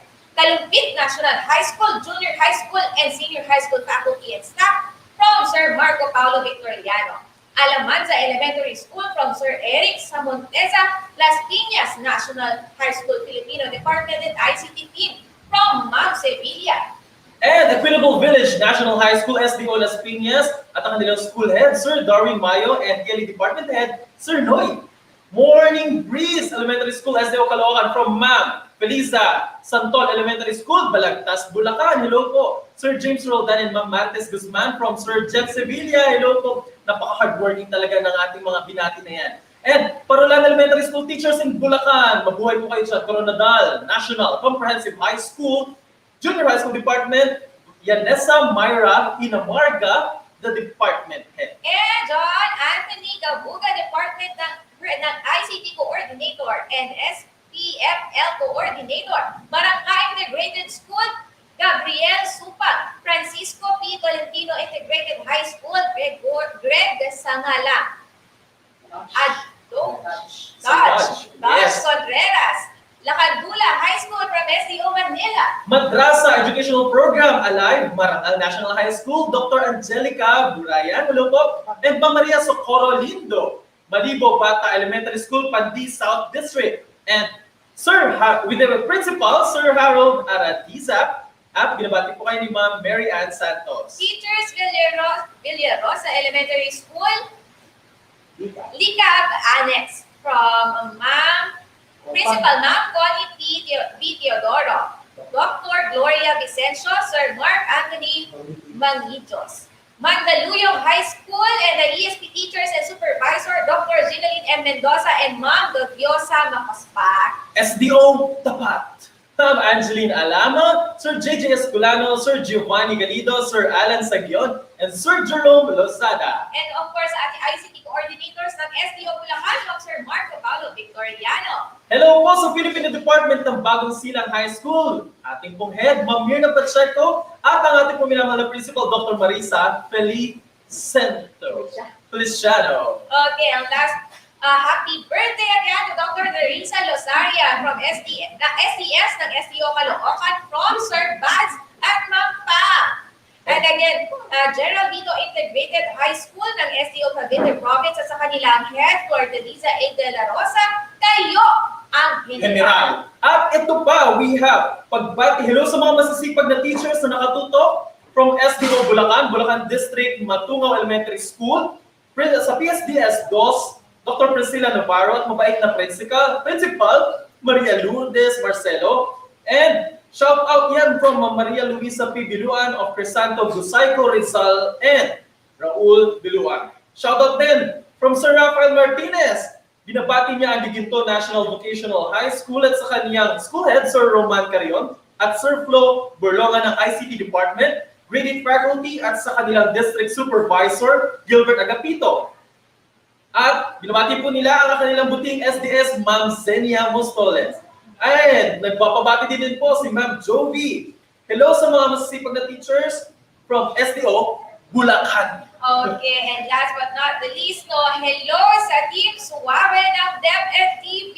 Yan, hello po sa inyo. And of course, sa lahat po muli ng ating DepEd TV teacher broadcasters. Hi, everyone.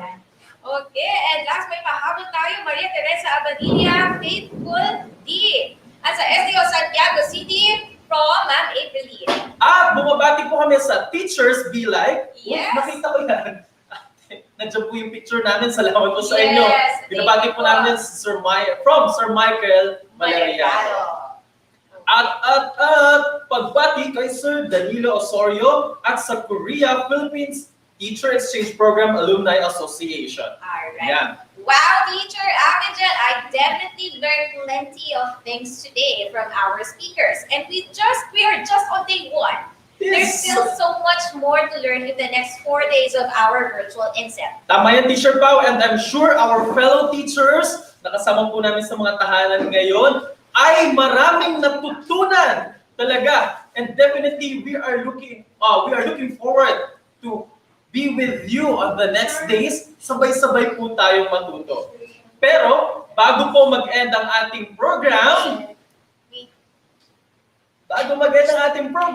teachers, muli po natin nare-remind ang bawat isa, huwag pong kalimutan ang ating evaluation link. Nasa LMS course po ito. Yes. Yeah. Please rate how well this session's learning objectives were met and how effectively the seminar or conference session met the needs of the audience, the educators, and what may be improved in the future. Muli po, kung hindi man po kayo nakasabay sa araw na ito, dahil araw po ito, muli, nais ko ulitin talaga to, Happy National Heroes Day at sa inyo po mga guru natin. Pero kung hindi po kayo nakasabay sa ating VINSET Day 1 today, don't worry, kasi meron po tayo hanggang January 30, 2022. Okay? So, click nyo na lang po ang ating LMS evaluation link.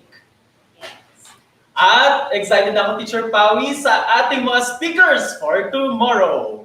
So what is in store for us in tomorrow's session, sir? You might ask. Well, we will learn from Ana Marlene Linfogua about the techniques and learning delivery style in conducting effective virtual classes. Aside from that, Teacher Pawi, Mr. John Wilbur Galen will discuss radio-based instruction reaching far-flung areas. There's also a topic about child-friendly approaches in empowering para-teachers, which will be tackled by Ms. Angel Habines. We will also be enlightened about TV-based instruction, effective utilization and plotting to weekly lesson delivery by none other than Mr. Salvador E. Manansala. Mr. Alvin AC will be talking about applying creativity and innovating teaching through Adobe Spark. Then, Mr. Arthur M. Aquino will discuss the topic, troubleshooting equipment and digital device awareness. Lastly, the speakers from the Technology Infrastructure Division and Asset Management Division will talk us through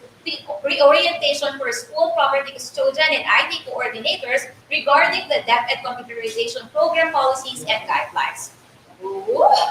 Tomorrow's session is brimming with excellent resource speakers who are perfect for their respective topics. That's right, Teacher Pawi. So, don't forget to tune in again tomorrow, 8 o'clock in the morning, with Mom Carla and myself, along with our new set of speakers for another day of enrichment and empowerment that the DepEd EdTech unit prepared just for you. This has been Teacher Avengel. And this is Teacher Pao. Thank you for joining us here at the Virtual In-Service Training 2.0 of the Department of Education. Tandaan mga minamahal namin guro, mahal po namin kayo at ginagawa po namin ito para sa inyo at para sa ikabuunlad po ninyo. Tandaan nyo rin, hindi tayo mapipigilan ng pandemya dahil tayo, mga guro, ay bahagi ng solusyon at pagbabago. Sulong and totalidad!